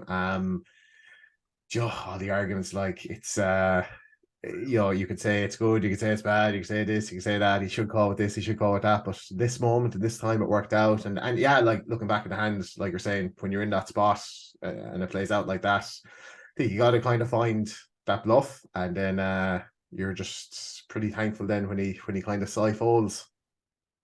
I'm thankful for whatever hand he had that he could fold. I'm also thankful for the river card because like if it Hmm. comes a complete blank, I'm I have to decide. I have to look at the Yeah, sim now, much decide tougher. Yeah, what yeah. bluffs do I I want to think have here? Can't I have think everything. that's even another one of that kind of hidden variant spots where it's like I think on that river, it definitely feels just like looking at it, it definitely feels like you have to fire a bluff in that river with that Yeah. hand.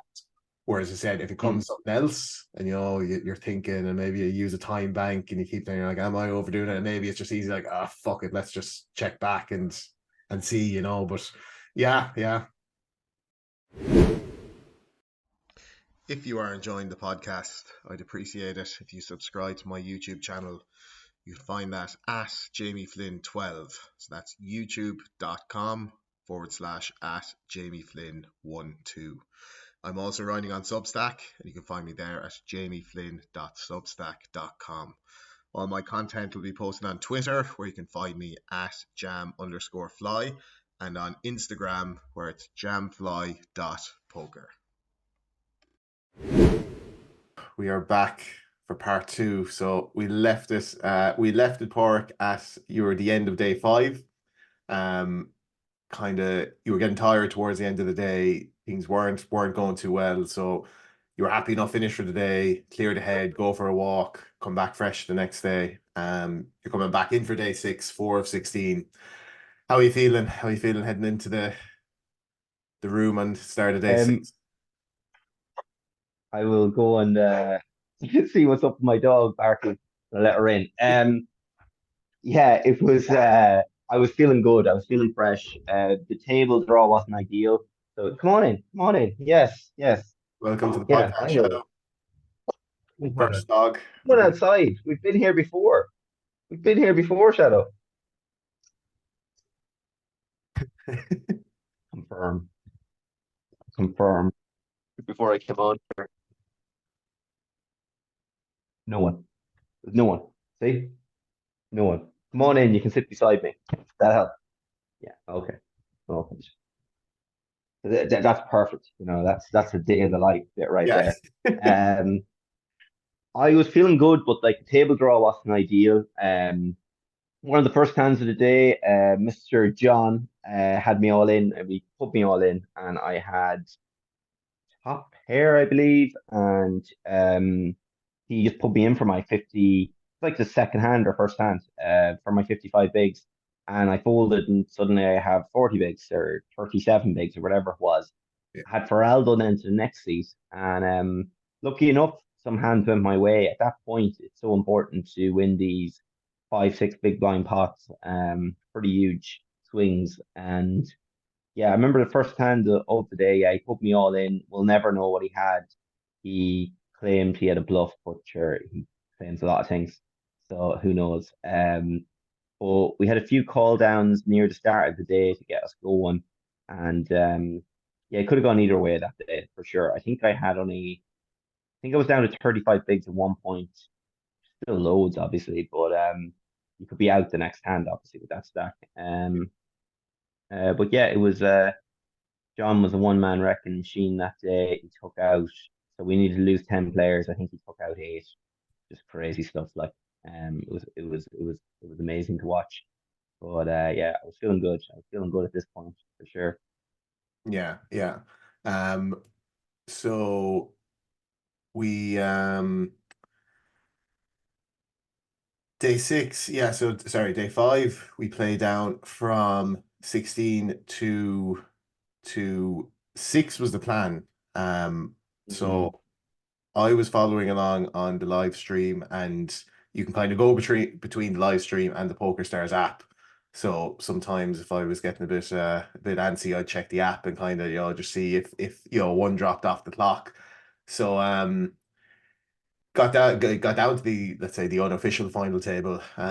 You officially joined the Irish EPT final tablist club. And bested my performance. I remember we meet every other month, is it? the second Tuesday of Okay. every other month, myself, Jason Okay. Tompkins, and Sean Coughlin meet. So you're welcome to join us, at the EPT Final Tablist Club. Very good. Very good.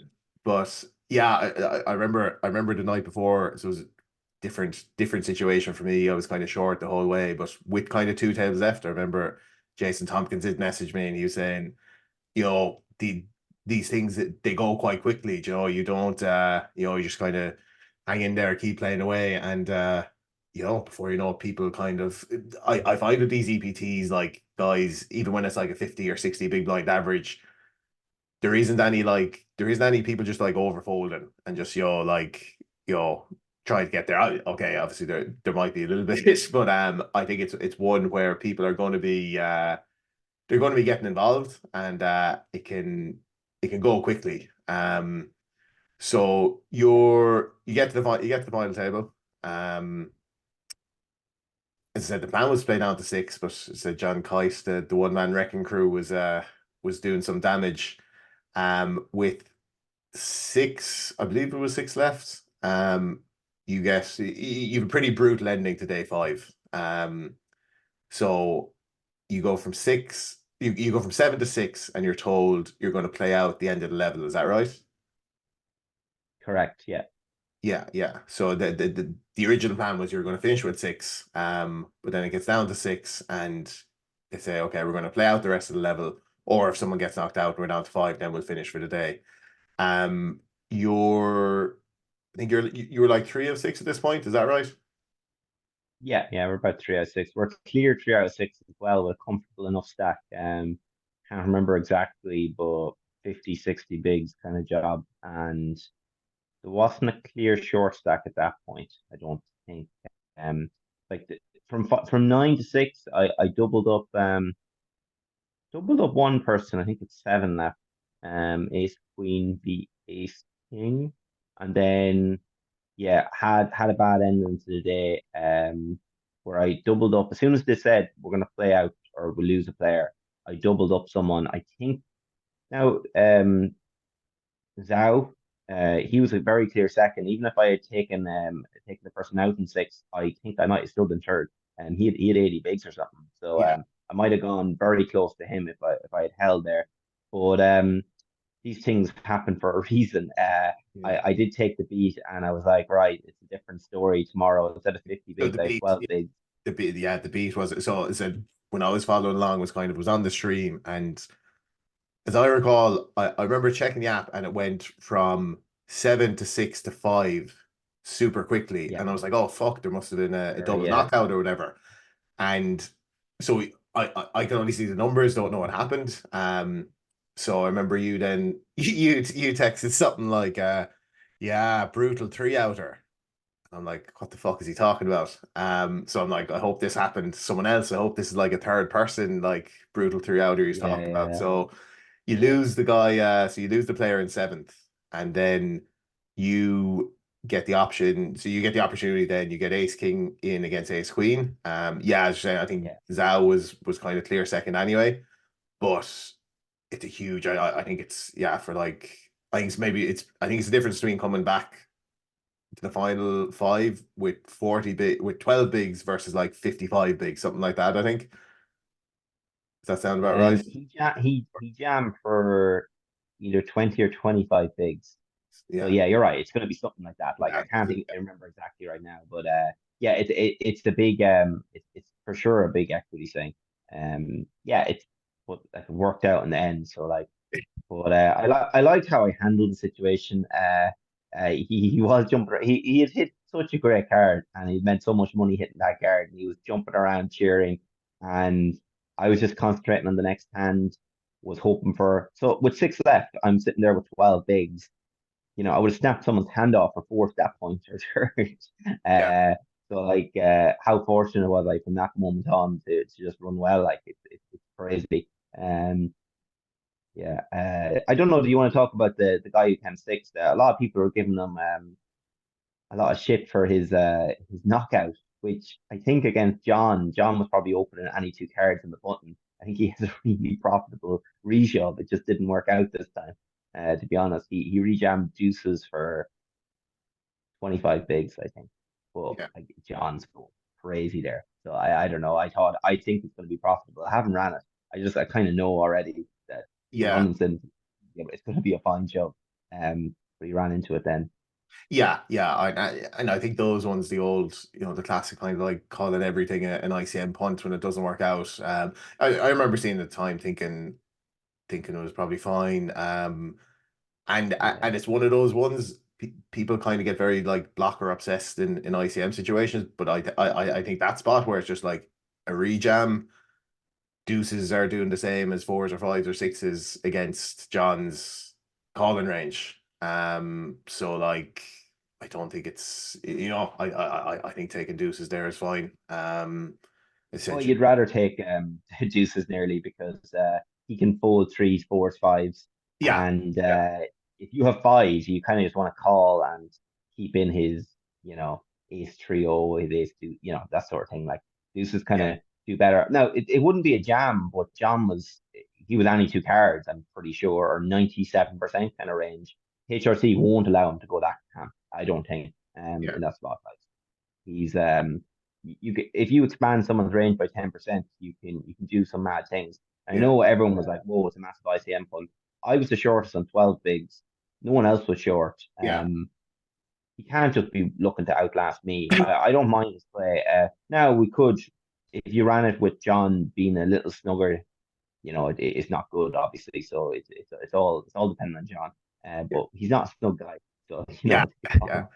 fine. Yeah, like you said, yeah, if there's only one shorter stack than you there, I don't yeah, I didn't think too much of it at the time, thought it was probably fine. So yeah. Um so you end up finishing. So you lose the big pot ace king against queens, or sorry, ace king against ace queen, the old queen ball on the river. And then yeah, the guys with twos gets knocked out then in sixth place, and then all of a sudden you're back for the final day with five left, and you're an extreme short stack with five left. You have 12 bigs, and next what was the next shortest stack coming into the final day? It was like They 25 or had 30 about bigs. they had like 26, 27 bigs. I think there was Yeah, two guys, I want to say. No, there was only one guy. He had 27 bigs. Yeah, it was Wagner.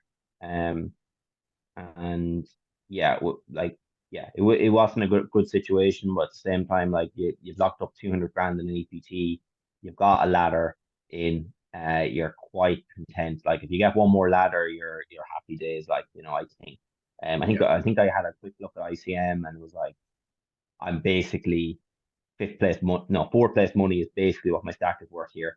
So like if I get the ladder, it's quite good. Like I was down to 8 bigs straight away. Like on that final, I tried to raise fold, which yeah, actually like I done the Sims the night before, and I was like, right, this is a jam, but I just want to raise fold it, and instantly got three bet by John with the king queen. Oh, like he punished me, but I had Jack 10 suited with 12 and a half bigs under the gun, and I tried to raise fold, which it's not going to be solver approved or anything. mm, So like I think it's a jam. So like I'm assuming he folds his hand. He said he wouldn't, but like yeah, it'd be a wouldn't be a good call. King Queen yeah. O. Um, but yeah, it's I was down to like 8 bigs, and So then we had even to spin. just even a small spot now like that. So it's like Joe, you look at the Sims, it's like shoving is profitable, shoving is plus EV, it's making money. Yeah, Um, what makes you decide I'm going to raise fold this? Like where is that tipping point with you?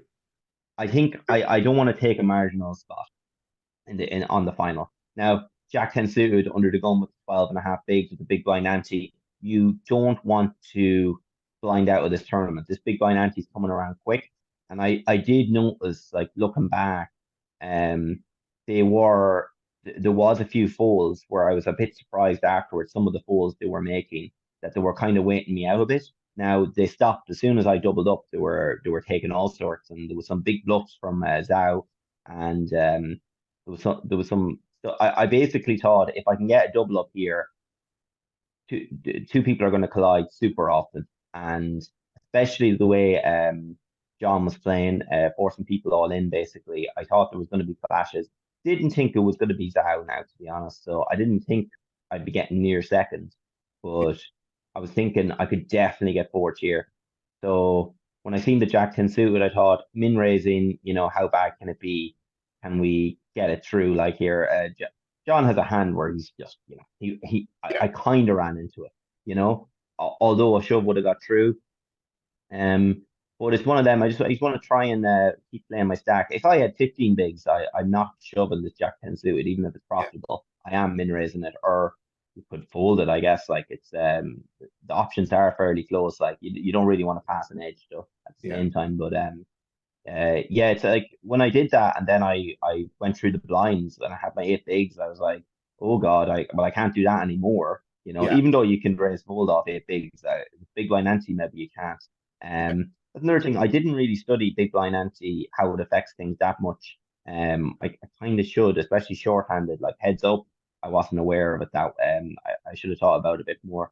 Um, but it does change. It does change things. Like when you're nine-handed, it doesn't change anything, or eight-handed, or even seven-handed. But once you get down to five-handed, it's a 20% ante per player, isn't yeah. it? Like so. And it's one of those things, the difference between heads up and three-handed is more marked between, three-handed and four-handed. But yeah, obviously it's just like the shorter you're getting, the higher percentage it takes up.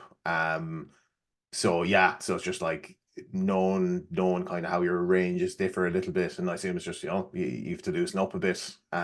Same way you tighten up a bit if there was less dead money. So yeah, like with that Jack 10 hand, say it's just yeah, you want to give yourself more options, give yourself more opportunities. Do you think there's often something I've kind of thought about, is is it fair to say that min raising is always going to be lower variance than jamming?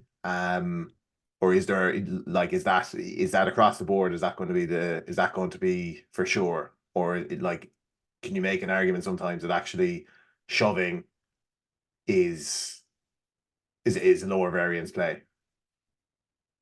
So in early position with like 13, 14, 15 big blinds, if you give the solver an option to min raise, it's going to prefer min raise with most of your range. It's Hmm. like there are some hands that just you want to jam, like, but they're like, you know, ace 10 suited or king queen, and it depends on the situation. Like, but sometimes you just want to realize your equity. Jack 10 suited is a good example of sometimes you just want to jam it. I think with that stack, goes one seat over, I'd probably just jam. Hmm. You notice an ICM where there's just a lot of min raise, and like as you said, like maybe if someone's flat, if players behind are flatting a lot, which I didn't think they would be, then you could argue that shoving is less variance in certain spots. Like, but I thought min raising and like well, I had a few options. I was thinking of putting in six big blinds and seeing what happens as well, just in Yeah. case. Two people probably was never.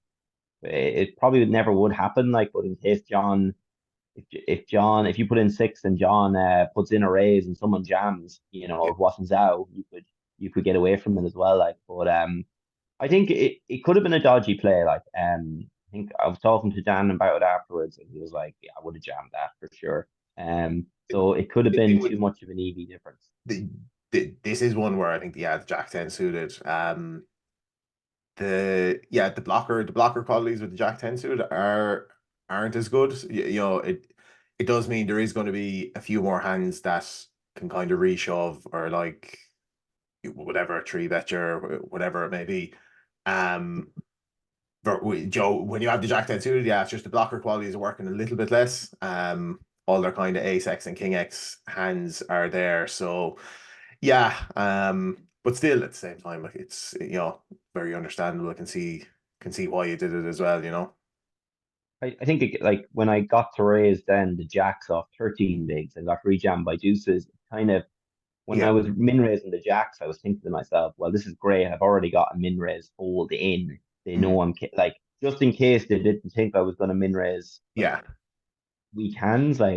You know, I feel I overdo it sometimes with these with these min raises off the short stacks, but like it's it helps your value range then at the same time. Like Jack 10 is one of them. I had read it already or seen it in the chart. It was like it's a jam. I knew that in the game, but I never actually looked up what was the EV difference between jam and min raise. But yeah, I definitely want to not jam the marginal hands. But with 12 bigs, maybe I just have to take it, to be honest. It's not the stack is too small. Like I could have easily went down very low on this final table and be regretting that decision. So something I could learn from. I might run it again at some point. Like Yeah. Yeah. So yeah, as you said, as it happened, a few hands later, you pick up jacks, and Adam Wagner reshoves from the big blind with deuces, and the jacks hold. So you're flying it all of a sudden. And then not too long after that, you get another double up. You reshove with uh fours. open Um open show, open show. Open shove, sorry. Let me, yeah. Yeah, Padraig O'Neill found another double up in the next level, although he'd have to hit a two-outer to survive. Sorry, in the hand prior, Jon so Kyte dramatic. under the gun with Queen 10, and O'Neill moved in for eight bigs, or no, sorry, for like 14 bigs. So the hand before, Kyte opens with Queen 10, you reshove the big nine with ace 8 suited. And then the very next hand, you're in the blinds. O'Neill picks up fours. You rip into 2.1 million. So that's like 15 blinds, 16 blinds, 15 blinds. I think Um, 17. 17, yeah. And Kyte wakes up with the ace king off. King on the flop. How you feeling? So these are always like, is it, it ain't over till the river, Yeah, I think in right. I have a few back doors, but it's probably over now. Yeah. Heart sank a little. There's some of my non-poker friends made a meme out of it. My face when the board hit the river. It's kind of like nice, nice. We'll try and But include we'll try and include them in the show notes. So yeah, as soon as I won that hand, everything changes. It's like now John still has 5x my stack. So like I was talking to Barry earlier, and he's like, with ICM, a lot of the time when someone has such a giant chip lead, you're kind of playing for second when you should be, kind of. But at that stage, I'm thinking, right, it's a disaster now. Actually, when I shoved in the fours, Wagner was down to 8 bigs at one point. I think he picked up aces. So he wasn't that much shorter than me at the time. He had doubled up, I think. But I was thinking, if I lose here with fours, bit of a disaster going out, but did nothing wrong. It is a shove. Um, but once I double up, I'm thinking, right, I can't be going out in fifth here. Like after doubling up twice, having 4 million, I'm in third again, just about.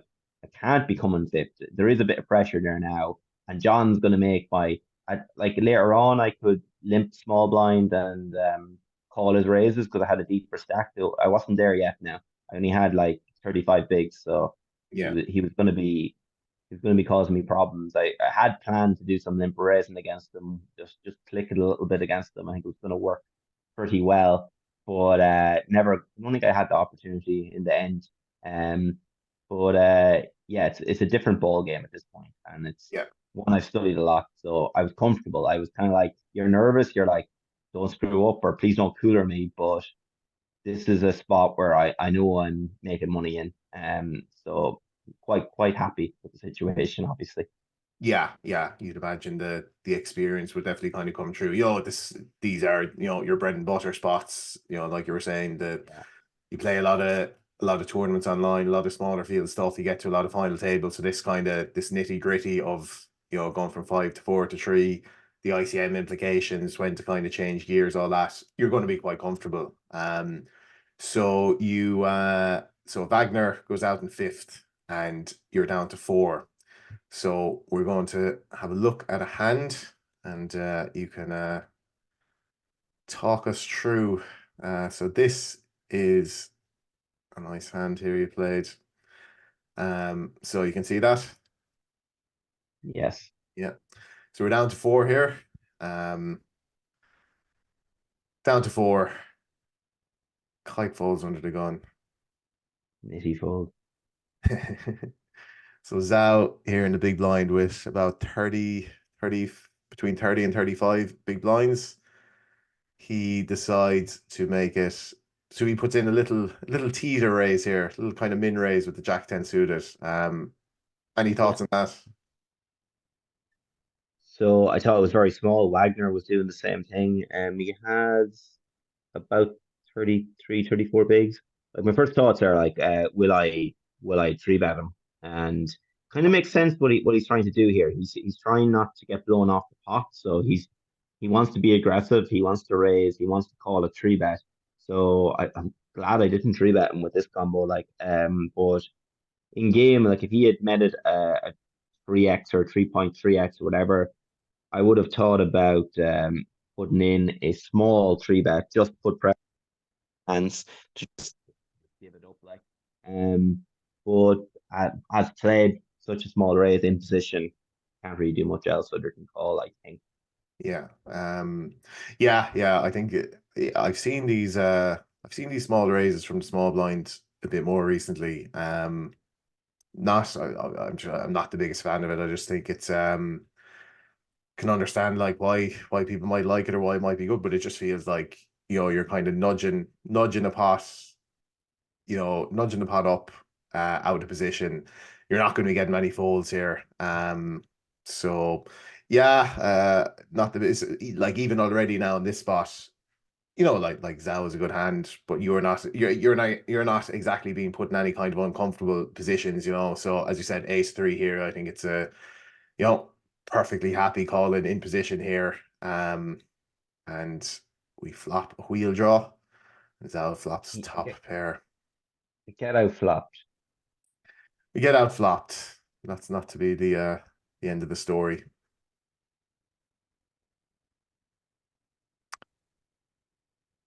So this is spot like Zhao.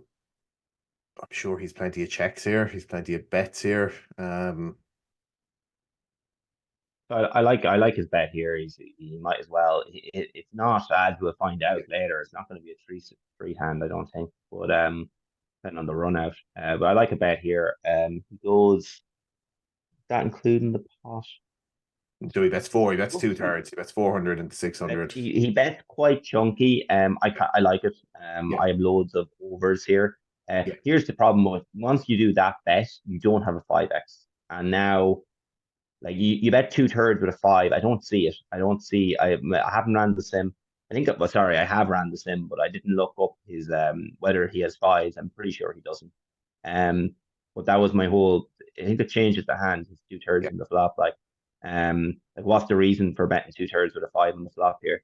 Yeah. It's very dicey. So you didn't pay for you No, need no, to borrow my YouTube Premium. YouTube. So we're looking for sponsors for the podcast. If anyone wants to upgrade me to YouTube Premium, we are open to having sponsors here in the podcast.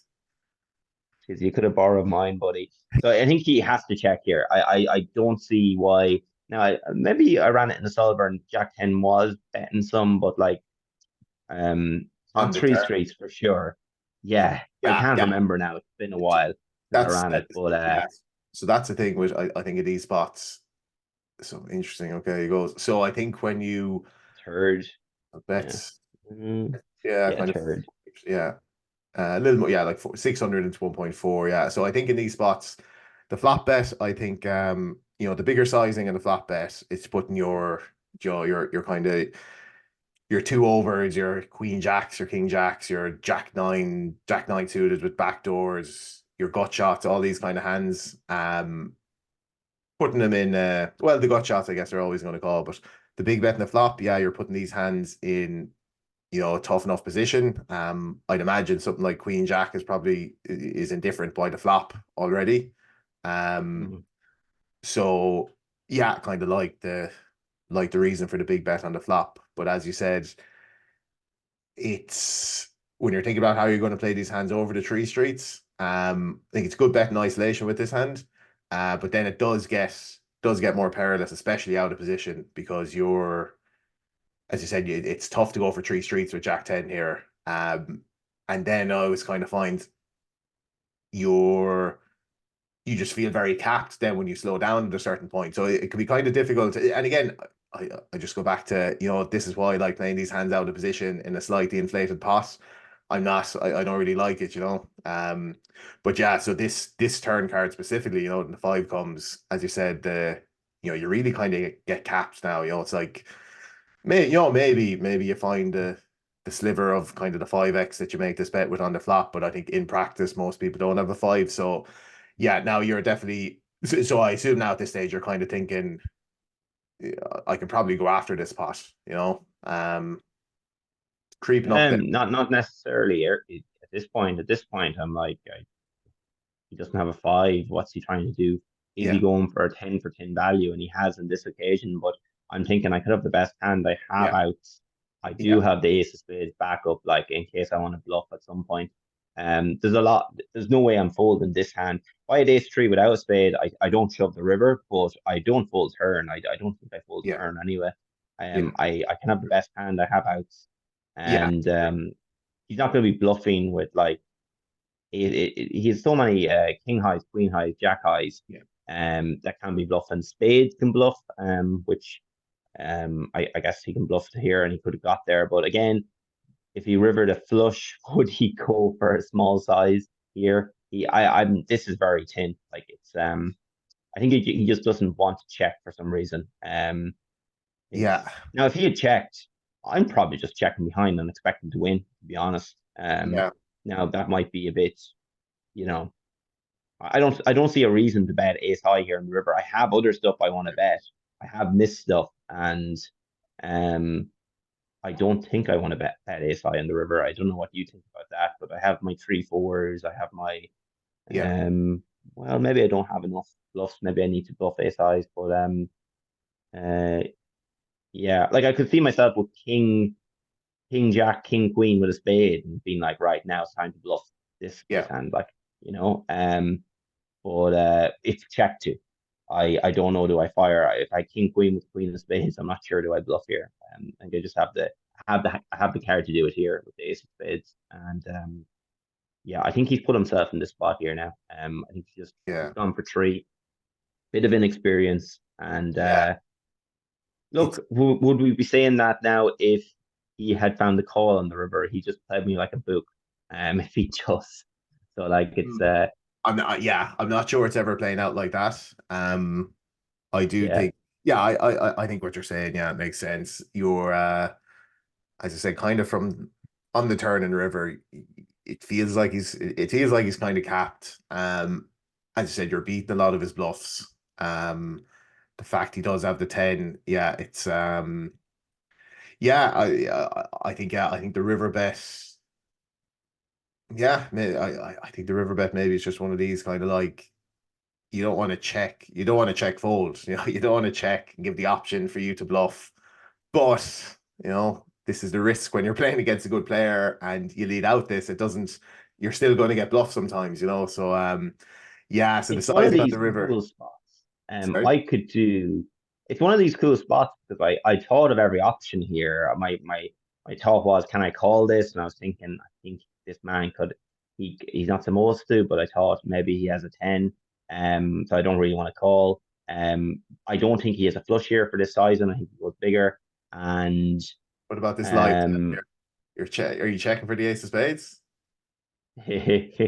Was this I genuine or was this a bit of mind games? I actually missed this. I didn't see this first I time. usually, to be honest, I usually do check. I do usually check and either or because I knew what I had. I knew what I had, but like I did check on purpose. I I check before. Usually, I check before the flop, and if I'm gonna put in a big river bet, I'll check either way. Like usually, so like I try to be consistent You're with that. balanced. Like Okay.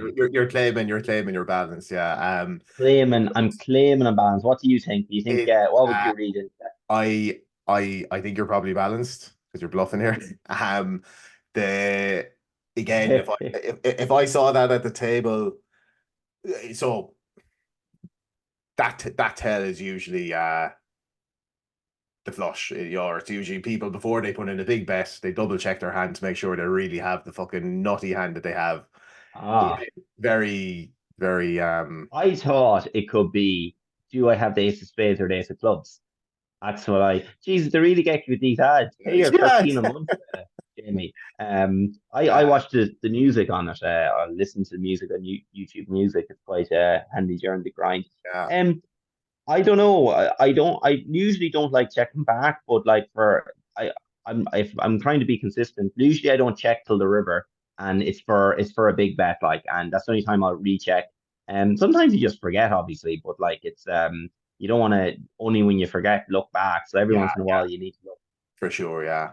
No, I think you're probably balanced here. Like, it's just, yeah, it was an interesting one. Um, so yeah, I remember watching this live. So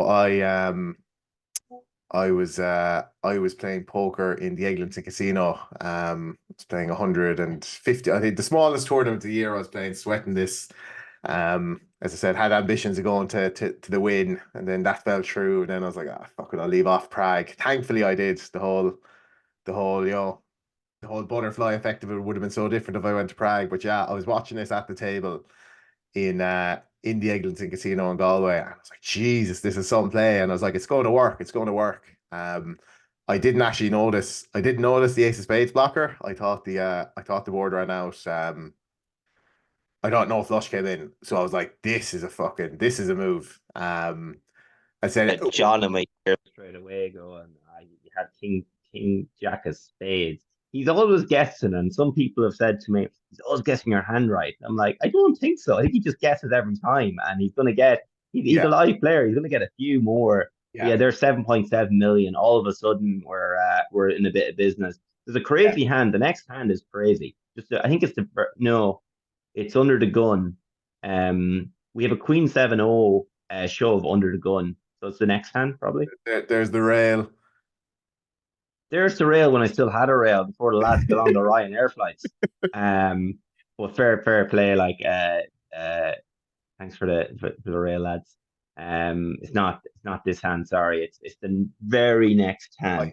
I definitely envisage myself if you know, one of my good friends ever got to a spot where they were playing for 1 million, I'd be like, you know, batten down the hatches, you know, in the office, fucking solvers on every screen, you know, speed dial on, everything ready to go to provide whatever You you wouldn't need. be on a Lewis doing the strategy. There's a massive hand there. The A7 to V9 is the next hand, such a massive hand because you just get there and like it's just John doesn't blow you off the Yeah. hand, like it's huge. But this very next hand, I think it's the very next hand. Then I'm on the button right now, and we'll because no one talked to me about this. Not one person said this to me. There we go.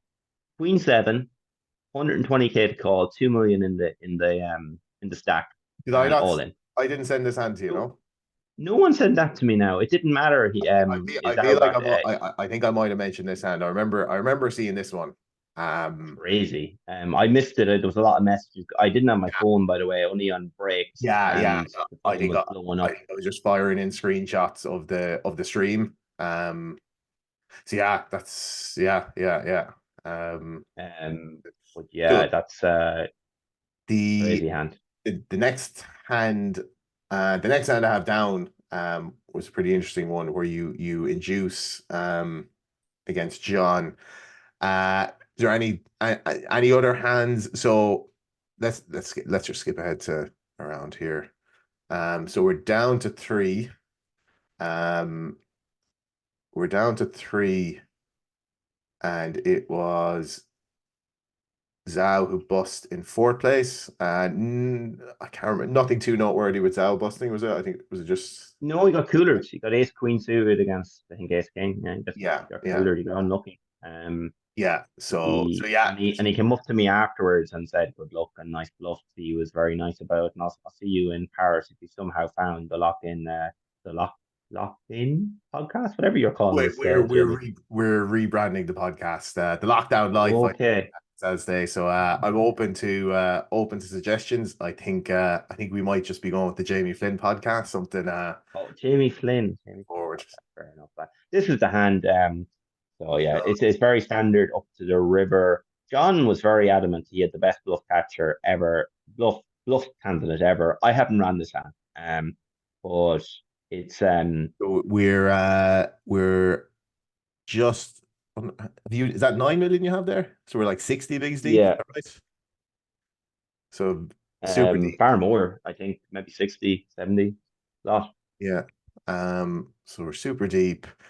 So yeah, so all kind of standard here. Yeah, it kind of comes alive on the river. Like So obviously on the even flop, I can raise, but even okay, so ICM. yeah, so even just this C bet here from John, bet small. So this is a spot I assume if you look at the solver, you know, it's not going to be say, well, is it going to be betting range for John here? And if it's not betting range, do you think in practice, just simplifying to betting small with your range here is that an okay strategy from John's point of view, do you think? So from an ICM point of view, you bet smaller. So that's probably why he's going so small. Yeah, This is obviously a board you want to go. When I say big bet, 60, yeah, 70% pot. yeah, But I think with ICM, I think it's fine. I would not range C bet this flop in John's shoes. I think he can with chip lead and everything. And Solver might say the range bet it, to be honest. But he's a perfectly fine hand to C bet with or check behind. yeah, But he's not going anywhere against the check raise, I don't think, but it's going to get dicey. But I'm not going to check raise enough for him to worry about. yeah, yeah. Yeah, so I guess yeah, the check raise considerations on the flop. What kind of hands are you picking like you picking like kind of 9-8, 6-8 hands with one diamond? How kind of what hands what kind of hands are you picking to check raise here as your bluffs? Like you want high equity hands as well. So like the ace five suited could come in there at some point. Yeah, I just didn't yeah, want to blow a pot out of position to John. Yeah. he has the big chip lead. But at this point now, we're not playing for second anymore. We're playing Yeah. for the win here. But I have such a strong hand. I can just check call. Sure. But yeah, you're right. Some of them gutters with a diamond, like, it makes a lot of sense, and that's why you can't really bet fold the ace deuce of hearts. But again, he bet so small. I probably call an awful lot in my range here and Yeah. play it down the streets. Yeah. Yeah. Yeah. So we're gonna go check here, and like the commentators, there's so many stuff that misses this river that the commentators were rightly saying it should probably go big here, just with John and the way he plays, and Big. like so many 8, 9, 6, 8, 9, 10, all these missed draws. You want to probably go big. But I wanted a little induce with this hand. Bit disguise. I do have 5, 6 obviously as well, Yeah. but this What I is a would bit say, disguised. what I would think about the inducing here is you kind of less medium strength hands than you think you might have. So okay, so you I have bet tons of 7x and tons of tons of Jack X. 7x, yeah, tons of 7x. Um, it just feels, yeah, it feels the kind of the 2-3 run out. Um, it just feels like, yeah, it feels like you're gonna have less kind of mediocre hands that usually benefits from a block bet. Um, like even with yeah, even with 7x, like with A7, King 7, you might be able to get away with kind of a bigger bet in the river. Just I think how you're kind of designing your range. I can see why, yeah, I can see why the block bet mightn't be kind of favorite here. Hmm. But then yeah, then at the same time, yeah, it's kind of you know, it's yeah, so you're betting what 350 into 15, so you're kind of, yeah, just around kind of 20-25% pot, yeah. Um so we can see the wheels turning for John. Is my Yeah, hand going he's up such at an all? animal because most people are like, yeah, I'm done with this hand. But he's like, this guy is value betting a 4 or a 7 Yeah, here, possibly a jack. I'm going to put on max pressure. I'm going to rep the ace five because he doesn't have 5, 6 for sure. He has ace five. So like, or he rivered other than ace five. I don't see what he'd river jack three suited or something. yeah, But yeah, it's an interesting hand. It's he says he has the perfect bluff. He blocks the ace five, I guess, and blocks a set of yeah, aces. yeah. I don't know why he said that. I think blocking the ace five is definitely relevant. The deuce blocking less of your two pairs is kind of like doesn't really matter that much. Blocking pocket No. deuces is a bit of a factor. Um, yeah, So I'm like thinking here, do I click it? And I didn't in the end. I didn't get cheeky, but I was yeah. thinking of a click. Which Um, would have been quite sick. I think I probably should have I think taken that. yeah. I think he needs a 6 or a 5 anyway if he finds the old 4 bet or yeah, 4 bet jam on the river here. I don't think he goes with the ace deuce, but I don't um, think he does it. No, no, I don't think so. um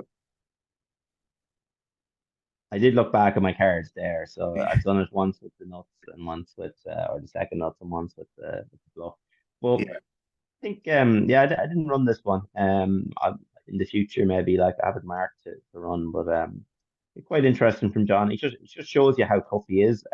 He's going to put you in these spots. If I had a look, I'm yeah. going to hero call him some here. Oh, I'm not oh, going to let him just. that's what I was gonna ask. Oh, you did shove. Oh yeah, yeah, yeah, I yeah. didn't click. Yeah, I didn't click. I Yeah. didn't click. Yeah, Um yeah. To be honest, I thought to myself, if he somehow has rivered a set of threes, I want the max, I want all of it, and I think he's yeah. mostly bluffing. So if he has a value hand, like it's either he has ace five, he has a worse value hand, which is very few, or he's bluffing. He's over bluffing massively, I would imagine. So like it's just about yeah, just putting in. I think even if he's a set of threes, he should fold because I've Yeah, said the it's 5, it's 6, ace so five. tough. I'm under bluffing for My sure. thoughts You are know. yeah. Um, Yeah, yeah, especially with that shove. What do I need? Fives or sixes in my hand or something? yeah, I don't yeah. know. Feels like a yeah. What's the worst hand you what's the worst hand you bluff catch? So if you make this, so let's say you've A7, you bet he Seven raises six, 7 5 seven six seven would five. spring to mind rather than A7. Yeah, A7 makes a lot of sense though because you block the Ace 5 as well. Like yeah, actually, sorry, I changed my mind. A7 over 7 6 or 7 5, so he doesn't have 5 6. So you also if you somehow had a three in your hand, but yeah, it's kind of hard to have. But no, you yeah. want to block the Ace 5. I think that's the main hand you're worried about there. Ace 5. So if you have an ace in your hand, I think you're going to be calling, which would be quite sick if I somehow couldn't beat Ace Deuce. But I don't think that's an issue actually. Oh, this is the 10-9 against the King Queen. This was fun. Yeah, so yeah, so this is the last hand of three-handed. So Ruggeri Yeah. here has um so like 15 bigs. Mm. So I assume he can open rip this with the stack size and the small blind. Yeah, absolutely. And if he's planning What to do you think limp, about the I option? Yeah. limp What do you think call. about the option he chose? I'd limp call personally now. ICM does change things. I haven't run this, so I could be way off. But like if it's more chip EV, like you definitely don't want to rip. You just want to call and keep my bluffs in. My bluffs are like 10 deuce off and 10 3 off or whatever. Like you want to keep them in. So like I don't like his jam, but we could run it here, and I wouldn't be surprised if it's a jam with ICM. You don't want to call too much out of position, but yeah, I thought it was pretty clear for me anyway. You just want to Yeah. raise call. Yeah. Pretty standard my end. I think it's only a small misstep. I think if it is wrong, it's not wrong by much. But I tried to keep my bluffs in. If I was him. Okay. Um, Yeah, that's interesting. I wouldn't have yeah, I wouldn't have thought there was anything wrong with either open ripping or limp jamming here. but like I'm not ISOing him with like queen deuce Yeah. off, jack deuce off. Yeah. Like That's yeah. it is a lot of it centered around this trash, and it's like 10 deuce is kind of the start of the trash, and Yeah. I think he traps. He not doesn't trap per se, but like keeps my dominant hands in. And now if he calls here and he check folds, people in chat will be like, oh, he's so passive, he's so whatever. Like, but Yeah. Ken is King X. What can he do? But that's what I do anyway. I could be wrong with ICM though, and something I'll look into at some point again. Yeah, no, But yeah, it makes sense. It's different to kind of other re-jam spots where Joe, there's spots here where you're getting King Jack to fold or whatever. Joe, like yes, if it's at a full table or different positions. But yeah, that principle when you're heads up like this, it does kind of it's more yeah, as you said, your bluffs are going to be the kind of the really trashy hands from the big blind. So 10-9 kind of oh King and River goes up in a lot of value oh there. So wow. I thought the King of Spades, he might have been foreshadowing the old King of Spades there. But Oh yeah, I see that. I see that. not, Legend of a man with his gin and tonics and his he's a player as well. He's some massive bluffs yeah, and yeah. some massive Watching him flush throughout draws. the few days, definitely had some moves in him. Definitely Mm. willing to go for it. Um, so your heads up for an EPT title and €1 million. So yeah, the rail goes wild. These are the Italians. So Bye yeah, bye. going back, like I'm back in I'm back in Galway now. So my €150 tournament at the Eglinton was an exciting run. Finished in sixth place for €1,000. Um, Congrats, Jamie. the thanks.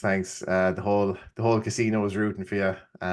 Shout out James O'Brien took it down. Another great result for him. He took it down that final table. He said to me, he was like, "So I hear you have a bit of a sweat elsewhere today." And I said, "I do, yeah."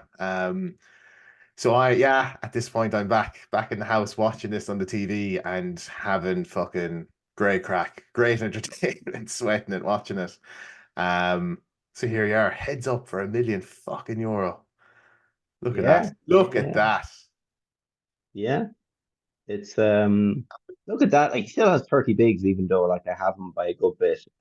But yeah. Would this have been the biggest loss in EPT if I had lost this chip lead? Possibly. I have no idea. Um, I guess not. I feel maybe I don't know, like the thing with these EPTs is there hasn't been that many EPT main events, you know. They've been going on a long time, but has there been 100? Has there been like maybe just over 100? no. I'd Less I'd say no. I'd say maybe it's thirteen, maximum. 14 years, 5 a year. Yeah, Yeah, maximum. 100's a good line. Yeah. 75, 80, I'd say. Um so anyway, so here we are. I guess we have to speak a bit about the deal negotiations. You had a very stern, strong stance, you know. There was no messing around with you. Um so when do you start? So is this a short break? Is this just a short break at the heads up? Could be a 20-minute break. I don't really remember, to be honest. Yeah. Yeah, So there we are this talking. is it. We're We're having talking the about. chat. So these are the payouts. You've about a 4-1, just over a 4-1 chip lead. So basically, for people who mightn't be aware, you have to play for, was it 40 grand or well, you have to play for 40 grand? 38, yeah.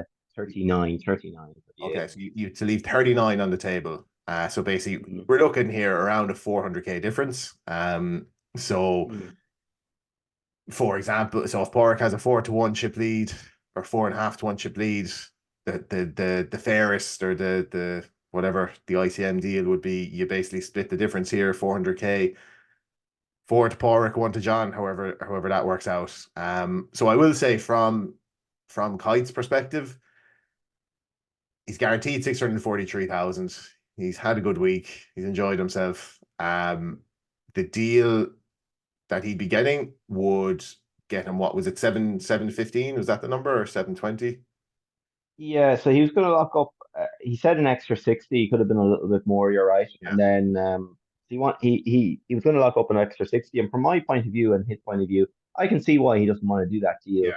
But then he asked me for extra. Now, this is a sticking point here. He asked me for 15k more when his stack was only worth an extra 60. So Yeah. 25% more than the stack was worth, which I don't think he has that edge on a single person in the room that played the EPT. Maybe it's so hard to have that much of an heads up with 30 bigs. I was a bit gobsmacked by the amount he had asked for. I thought he was going to ask for more. I had So a macker on the rail who told me he's going to ask for more. He's going to claim he's a heads up specialist. So I thought he was going to ask for something. He had asked me for 3 or 4k. I would have had a big dilemma because I didn't want to give him anything, but it would have locked me up 900 grand. So it would have been a dilemma, to be honest. I think, yeah, it's funny, like the way you framed it there, where he said he's getting 60k out of the deal and he wants mm, 15k more. So in mm. that, from that perspective, it is quite a lot more that he's looking for. If you were to look at it from, a different perspective or a different framing, he's looking for, 3 buy-ins more. You're guaranteed 643, so he's looking for an extra, what, 2.5% of what you're guaranteed. So I think it's just, people can kind of take note that, you're on the stage, you're guaranteed a lot of money. It's very easy just to be like, geez, yeah, 15k at this stage. Look, I'm fucking guaranteed high 6 figures. Who cares? But the way you're saying, it's Way like, too much. yeah, he's looking for a big chunk of what his stack is actually worth. Mm. All that said, it still must be it's still a lot of fucking money to gamble for, and locking up 900k must have been tempting at the same time. How clear is your mind here? Kind of like, for example, have you thought about the house back in Longford? Have you thought about, Jesus, 900k hitting the bank account now Monday morning would look nice? Or were you just thinking percentages and EV and edges and It's an absolute absurd amount. You have to kind of you have to look at on how much he's asking compared to what he's locked up, and we're playing for a 390k difference. He wants 5% of that ish, a bit less, 4% of that, but he only has a quarter of the chips. He's yeah, asking for an obscene amount. if he was the best heads up player in the world against a fish, I don't think he has that edge. Yeah. It's actually no one has that edge long term in these like 30 big blind hypers. He's asked for an absurd amount. If he asked me for 1%, the 1% was if he thought he had a good edge, and maybe he could ask for 5% of the difference. So what's that?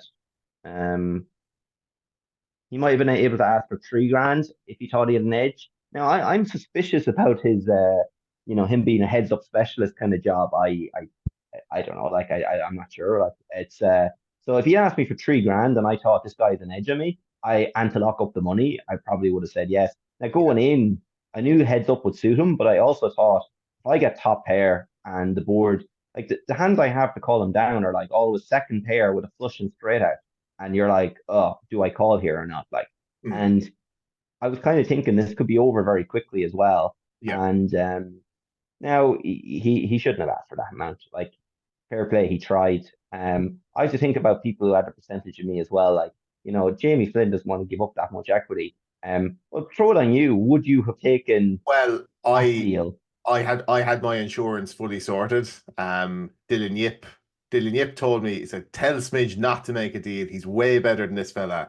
And he said to me, if you want to hedge a bit, I'll take Smidge's action. So he's like, if I wanted to hedge a bit and guarantee myself a percentage of whatever 900k, Dylan said he would have taken your action. So he'd full confidence in you. I didn't do it, of course. I just said no. Look. There's a few other things you have to consider. How often you get a chance in the €1,000,000 score? 950,000, 943,000. It doesn't have the same ring to it. €1,000,000. Yeah, I think Kyte, like he's mainly a live player. Like I'm sure you play a lot more online. In fairness to John, he grinds the circuit hard. Like he's lot of, just to speak about him for a sec, yeah, like lot of big results, like these EPT like 1K events and stuff. He's a lot of final tables, a lot of deep runs. Them a real proper live, grinder, putting in the hours, doing all the traveling. But for that reason, I think it would be tough for him to be a heads up specialist. Again, maybe he studied a lot, maybe he's pretty good, but yeah, I think your points are totally valid though. I said what he's asking for is it's not reasonable, it's not fair. At the same time, I'm sure again, it all depends what lens you look at these things through. And if you were to look at it from I'm sure there's a lot of finance guys, or there's a lot of if you're to look at like the opportunity cost, or the utility you might get out of that extra kind of 250k that you might lock up. I'm sure there's a lot of people that could make an argument. You can guarantee yourself, even if you take, if you lost this and had to get a loan. I know now we're getting into a lot of hypotheticals here, but if you were to get a loan for $250,000, would you be paying more than 15k interest on that loan to have the 250k in hand? I don't think it went through my head. Yeah. Look, at the end of the day, he asked me for too much money. I don't think there's much of a difference. There's going to be a percent or two either way of an edge here. Him asking me for more than 1% or 2%, like what does he want? He wants his edge paid to him, and in this case, I think he's asking for 5 times his amount. He wants his edge, all of it paid for. Even if you ask me for 3 grand, I'd be like, right, you actually think for sure you have a 3 grand edge here. You want it paid to you in advance. Yeah. Go to hell, like, let's go, let's play. But and there's so many like, I think John for sure thought he had a massive edge. I'm thinking now, even heads up when we got even, he was like, I need a lot more money because I have a massive edge. He was talking like this the whole time, but I knew going in he was going to ask for more, so I didn't think this deal was going to happen. To be honest, I just wanted to get it over with quickly, because paying for that amount of money, I don't want to play for 390k. I need to give him the option to say no, basically, like, but I'm glad he asked for so much. Like, I would have been a dilemma if he had asked for 3 grand. All them things would have come into it, and I would have went right for 3 grand to lock up 900 grand instead of 640. I probably would have had to, but I don't think he deserves it or anything. Like, it'd be like fair play to you. Now, in the same time, his stack is so small, it'd be kind of like, yeah, maybe he has a little tiny edge on me, and plus his stack is so small. Fair enough, I'll lock up this money. Yeah. But yeah, I don't know. Like it's really hard to know. It's really hard to know in these spots. Like I, it's it definitely sounds like I think you're the primary data point in all this for you. I think is just like what's the based on our edge at playing poker, what's the fair number?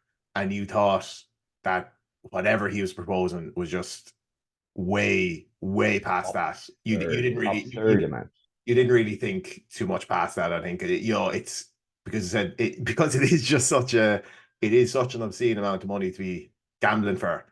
I'd absolutely I could forgive a lot of people for making different deals, all that kind of stuff. But it definitely sounds for you it was just a case of the most important thing here is how good we are playing poker, and you know don't want to give up any age, don't want to give in, and that's just play. And look, if you end up coming second here, you're still not doing too badly, you know.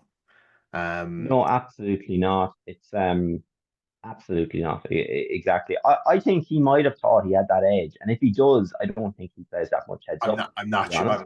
honest, I think it's more. I think it's maybe he does. I think it's a negotiating thing more than anything. It's just like yeah, yeah. again again. It's also kind of he might think asking for the extra 15K doesn't I equate say to as big an edge.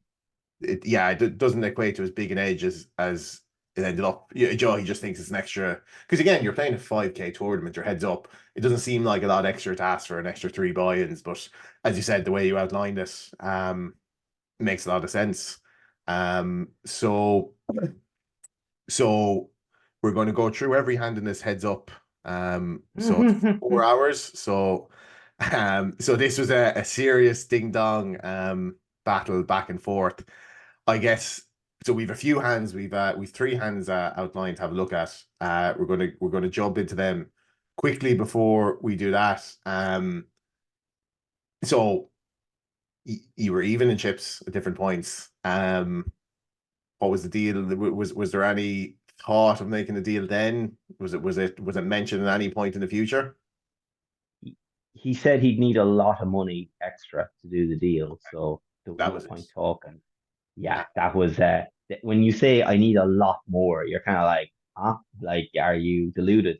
It's like you can edit it out or you don't edit it out. I don't know what you want to do, but like it's just absurd. Yeah, I just kept saying to him, are you a heads up 10K hyper specialist? And he Yeah. said, oh, I've played a few. And I'm like, right, you're an absolute degenerate if you have. Like, are you like it's like I don't know, maybe I'm completely arse ways and he's a massive heads up specialist here and I've just got run over by him like but No, it's I think that all makes sense. Like yeah, I think when you're in that zone and it's like, yeah, look, we can talk numbers, but I'm going to need a lot more. I think that kind of it makes your decision a lot easier, really. I think you're just like, okay, I'm going to concentrate and playing, and we just play it out because, like, it's even like heads up. It's funny now. Like this is probably going back to a lot of kind of thinking fast and slow stuff and like endowments effects and all these biases we have with money and stuff. Locking up, um, locking up 900 and something K for like the 15K. I'd find that nearly more tempting than if you're even and he wants an extra 20K or whatever when you're even. I'd be like, nah, fuck that. Let's just play. It's kind of a funny one. So yeah. So anyway, by the sounds of things, yeah, wasn't really much deal making on the table after that, and you're just playing heads up now for €1 million. So as I said, a real back and forth battle. The so I know your kind of thinking at the time was like he was playing very aggressively heads up. Um, you were just picking up a lot of hands that you had to kind of defend with, a lot of kind of second pairs, you have to call maybe two streets. He had better hands, a lot of the time, but he was definitely on the more aggressive side. well, So like straight away, one of the first hands there, I have 10-8 suited, and it comes 2-3-4. He has King 7. I'm pretty sure, like I was kind of like looking back, thinking, yeah, I probably have to call this flop, but I didn't in game, like so I hadn't got the ranges down or the threshold down. Again, he's taken a very aggressive option with King 7-0, where a lot of the time, like he's ISOing, he's getting me to fold some trash and ISOing better hands kind of job, or it's very interesting. Like I have to look up the ranges properly, like, but I'm assuming it's a mix of some sort since he's doing it. But with some hands he went very overboard on. And you're just kind of waiting to hit something against him, I guess. Like after this show, he's obviously going to challenge me to 15K heads up, isn't he? Sure, like I don't want to play heads up, John. I've made that quite clear. But yeah, let's move on to the hands that I need Yeah, to. so we're so this hand. We found it. Okay. So here we are. And now, so John is the effective stack with 30 bigs, right on ball. Yeah. 30 bigs.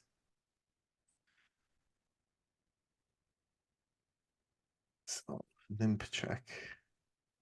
Straight away, I have a decision. I can check some. I can bet some. I wanted to try and be aggressive, even if the chat didn't think I was. I bet, but I think I could check this as well. Heads up. So sure. Yeah, ranges are going to be so wide here.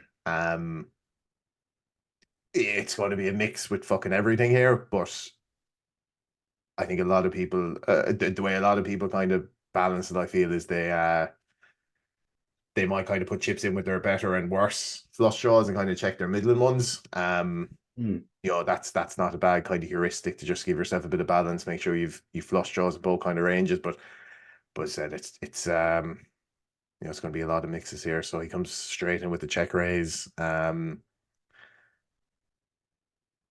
Again, even him, it's hard to know how.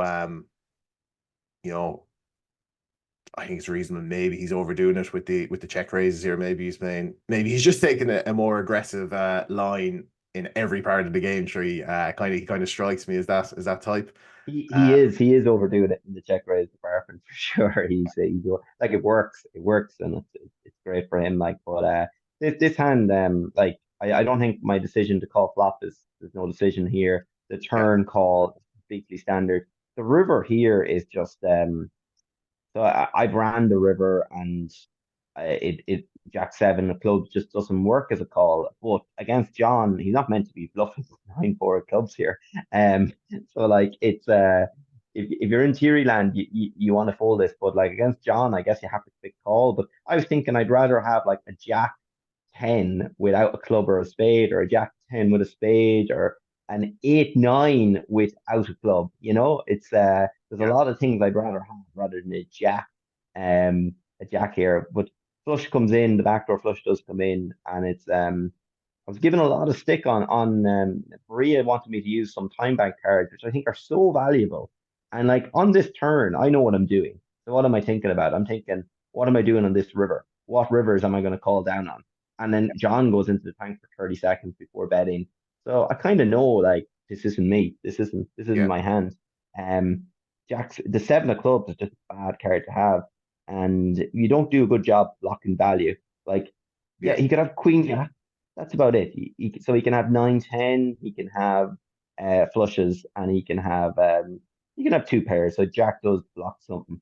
But yeah, that's about it. Like, I think it's a like around this. It's a fold in theory. In practice, maybe you have to call John. Yeah, my thing was similar to when I saw this hand. So I'd fallen behind the stream a bit at this point, and your brother texted me. So shout out to James. He plays a bit of poker, but he asked me, he was like, should he have called there? He could have cleaned your man with the jack. I was like, oh Jesus, I was like, I haven't seen that hand yet, so ended up seeing it. And I was telling James, I was like, in my opinion, I just think it's not a good hand to call with. Also, I definitely take your point about the time banks as well. It's just like, look, it's a hand. He could be bluffing, and he could be bluffing. You could call and win the tournament, but at the same time, it's like, you know, you're pretty confident that like, this isn't the hand to call with. It's like, yeah, maybe, you take your time, maybe you look and see, do you make a hero call this one time? But I think in most circumstances, yeah, I agree. I just think Jack 7 has a lot of bad properties going for it. I think there's way What better about a hands to queen, call. queen X, or Yeah, like a spade in your hand? yeah, It's just so many things you want to call it. John's yeah. overdoing it, like So the advice I was given about John was pick call against them and you're gonna do fine. Like so yeah, like overcalling. Do I want to overcall at this stage of the tournament, or do I want to just I was fairly certain this wasn't a call. It was like fairly certain it isn't, but yeah, it is him. He's overdoing it. But do I want to go out with the tournament like this? Or give him a big double up, obviously not go out with the tournament, but like it's when I know it, I've studied these kind of spots so much. This isn't the play. Yeah, my brother, he had 1% to me in Paris now. He wanted to invest, but I've given him the warning that if he does give me shit about it hands, that's the last tournament ever. Because he, like in Galway, he was kind of like he'll never get to this interview, will he? He'll be listening in the garage. But he'll in Galway, like he was like, "Oh, you're going for your sixth bullet? That's a lot of bullets, with an emoji." And I was like, I can't be having that in Paris. And he said, is that normal now? Would you do that in Paris if you're going that bad? Keep firing. And I was like, yeah, that's yeah, why you're sending €350 for 1%, not 53 euros. He's a funny lad, but yeah, I'm glad he was messaging you. He had the cop to message you rather than me, because like I stopped responding to him at one point. Like it's like for I years. stopped responding Yeah, to everyone, to be fair. Only person I responded to was people I was talking strategy with, and Kira. That was it. Like I yeah. try to keep it it's business. It's business, like at the end of the day. But yeah, I think it's pretty clear. Yeah, I was given a bit of shit for not using time. I think we had no time banks left. It's so hard without Oh time yeah. banks. I think that's, yeah, like, yeah, no, I think that's again, and it's just because it's the classic, because he has the bluff here, but it's just like yeah, I don't think it's, as you said, like, time banks are so valuable. I think it's, yeah, not using one, I think is pretty shrewd. We have two more hands in it. We've two more hands, so more fucking back and forth ding dong. So there's a dinner break in the middle of Mm, this. So I know you kind of brushed up a little bit on dinner break, talked to some people, and you were feeling much better kind of coming back after dinner, more confident, kind of had a bit yeah. of a better idea of your thresholds and all that. Um, so this hand, so you're kind of on the short side now, so you get in a reshove there with threes. And this hand, so we are 30 bigs deep again, just over 32 bigs deep. And we min the 5-3 suited. And John defends the king 10. Oh, Yeah, so one of the things I was thinking as well was he's going to give me a bit more credit if I three barrel. So I hadn't thought about it at this point in the hand. I was thinking I ran so well, I'm definitely going to get there.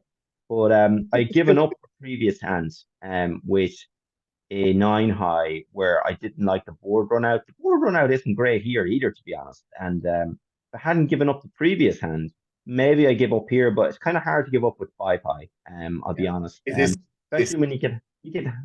Sorry, go ahead. Yeah, no, no, I was just gonna say this, the 5-3 clubs, not unblocking all the different kind of flush draws and backdoor flush draws he can have. Is this not the pinnacle of the bluffs? You just gotta, this is the hand you gotta Oh kind of take. yes, but Yeah. it's just a nine on the river is not ideal. Yeah. I don't like a nine on the river. Yeah. Like it's not ideal, but you unblock. If he has king 10-0 here, he has the queen 10 suited, he has the king 10 suited, he has Yeah. all ace highs. It is a clear.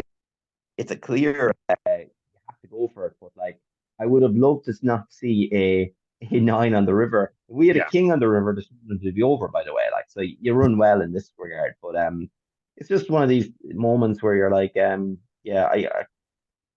yeah, it's you just have to go for it. Like, Yeah. will this help my image long term? Talking about these five high bluffs. Um, No, no. I think I think you'll just always be seen as a nit. I think that's just. Yeah. I know So you're on the maybe you're going the other way now, kind of wizard now. People think you're a wizard, you know. So Dylan Yip thinks I'm a wizard. Like maybe there's truth to it. you know, you always have to smidge finds the bluffs. So like this 5-3, the sizing I go with is 60% because I'm not targeting a jack or a nine, or to be honest, even a four is going to call me at this point. Like I'm targeting the diamonds, I'm targeting the backdoor flush draws. Sorry, not backdoor, all the suited hands around the jacks, so queen 10 and the like, and king 10. This is what I'm targeting here. I'm not going to jam. If I jam, yeah, four should fold, but obviously 9x calls, jack x calls. This hand is purely, maybe he calls me with ace I though. It's quite sick, like, but I didn't think I needed to go. I could have an all in, I guess, but it's yeah, I do have a 9x, by the way. I do second barrel the 9, but I did go quite Yeah, big. So I'm not sure, do I have that much 9x? Maybe an ace 9, but like not too much. I think you definitely have some 9x. You can have Yeah, lots of bluffs. You can have lots of bluffs for sure, though. That's the thing. Yeah, like from John's perspective here, it's definitely a spot where it's not hard. It's not hard to find bluffs, you know. I love these. I love this chat where it's like bluff and O'Neill plays poker. Or, like it's just hilarious. Some of these chats. He will call.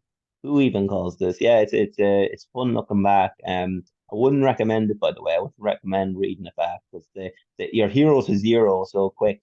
Tells me I get away with murder, which is correct, John. I got away with murder. Yeah. Um, yeah, the chat. You need thick skin, you know, these You do. guys. You You do. know. These guys, actually, Jamie, I presume they're all going to be in Paris taking my money.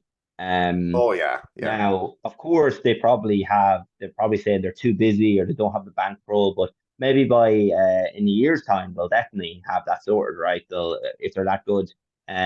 You have to ignore. You really do have to ignore. But yeah, here we are. We have one more hand But because I need to go and play a bit of badminton tonight and beat how Kira's the one hometown. percent lives, how the 1% lives, ladies and gentlemen.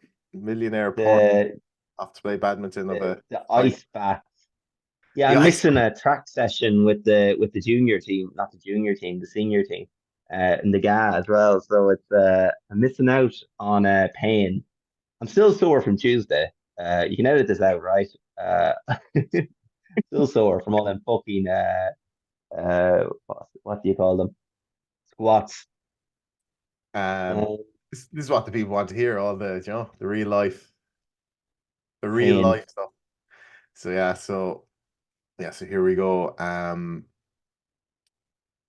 So you're still the effective stack. 25 bigs. This was the one hand now where again, Mm, so kind of people that they mightn't appreciate it fully, given so the way the match was kind of playing out. I remember thinking, I'd be tempted to call. I'd be tempted to call them. Because there was a lot of kind of like you were probably making a few folds, like I don't know, the kind of half an hour maybe prior to this. It just felt like he was always at it, was always putting on pressure. You have a pretty good hand. So this was the one. This is probably the spot where I thought, oh Jesus, I think he might put the chips in here, you know. just running so well to get the Heart River and for John to get greedy. And I guess he's Yeah, targeting a 10 with a heart or hearts because he has such a strong hand. But like it's he gets very unfortunate here with this 10. Like if it comes a blank and he bets this amount, I have to just call. Like now yeah, I had some reads about this hand, but at the end of the day, I'm not trusting a read if two flush draws miss and he has 6-7 and he has all sorts. But when the heart comes in and he bets like well over pot. It's like a massive bet. Like it's yeah, he bets he's gonna bet like 1.4x pot, I think, or something. Let's find out. He bets 10 into 7. So like it's just he lets me off the hook, I yeah, think. yeah. Now I haven't run this hand But I thought on the turn, I was like, right, let's hope for a blank. And lucky for me, it wasn't. At the time, I'm obviously, so unhappy with this river.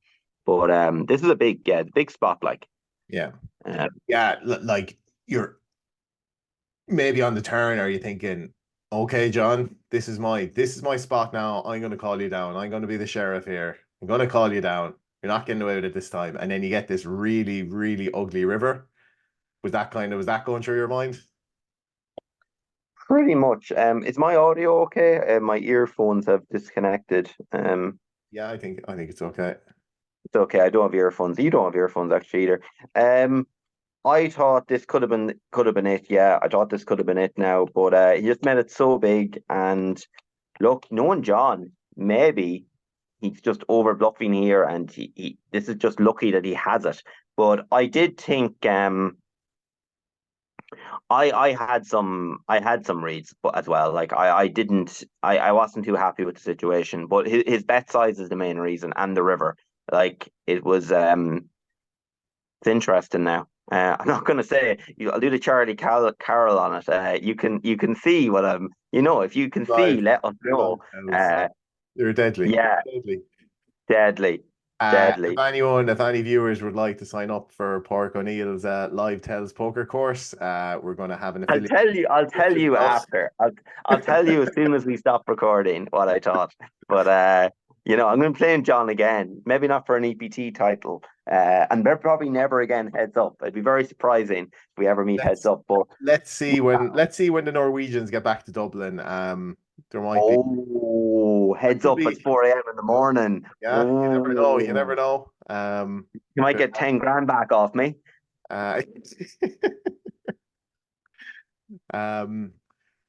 Yeah. So look, Pork. That's it for the hands we're going to run through. Finish Thanks off. for having me on, Jamie. I have to how the 1% live. I have to go off and eat some porridge at this point. I missed dinner. I thought it was a 5:30 finish, and I was like, I can get dinner. Now I'm like, I get porridge and banana here. It's going to be tough. But thanks for having me on. Have you finished recording? I'll tell you exactly right now. You can actually go back to the clip. We should finish now. So yeah, no. Thanks for coming on, Pork. Look, for me, it took $1 million score for me, or €1 million score for me to get the podcast back up and running. So glad you could be the catalyst first. We'll hopefully have some more.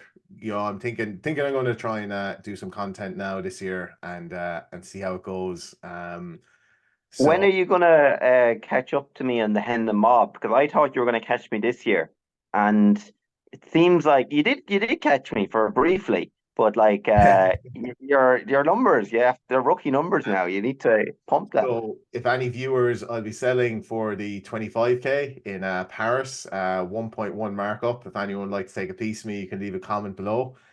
We need to, myself and Pork, prior to Prague, maybe I passed you for a little bit this year, and I think there's maybe 10k in the difference going into Prague, and our other usual roommate from Vegas, Dan Wilson, was about $1 million ahead of both of us, and you were 10k ahead of me before Prague, and Something like that. now you're 10k ahead of Dan. So that was a nice fail switcheroo now between the two of us. So it'll be a while. It'll be a while before I catch you. You never know. You never know. You have You to come never to know. Paris. We got a sofa bed booked for you. Like we said we'll get a room with a place with a sofa bed because maybe Jamie will come over. And we have a nice place, 15-minute walk away. Ryanair flight booked yesterday along with Dan. So we're gonna head. Okay, so Paris is the next one. Yeah, I have a college soccer commitment that week, so might not, depending how UL do in the Collingwood, might not make it. I'm going to try and get out for the start of it or the end of it, but I just feel like playing the CPT for the kind of the day that's in it, would like to get out. But so for you, that's what's next on your next in the schedule for you anyway. Maybe Nottingham for a 560 if I qualify from the day one online. Have a ticket. But other than that, it's going to be Paris, and Nottingham would be a 1-day trip, kind of a 2-day trip. But yeah, it's going to be it's going to be Paris and maybe Monte Carlo. Kira was like, "What's Monte Carlo now?" She was very like, maybe not there, but I wouldn't be playing the 10K in Monte Carlo. So unless I do really well in Paris, obviously. I think But I think I think in Monte Carlo the 10K is actually a 25K. I'd have to do very well in Paris, or if anyone in the comments would like to buy me at 1.1 in 25K in Monte Carlo. I Uh, don't know. Maybe it is. Yeah, sick. You'd be surprised. You'd be surprised. There's money. There's money around the place. There's money in Irish poker. People want to gamble. So look, folks. Let's get Park in this 25K Monte Carlo 1.1. Let us know. I'll go Yeah. 1.05 for the fans of this podcast. Okay. Mention the Jamie Flynn. Mention the Jamie Yeah. Flynn podcast and Referral code. referral code. Exactly. We'll get you a discount. Park, thank you for joining me. Absolutely delighted. Absolutely delighted for you to win the European Poker Tour main event title, €1 million.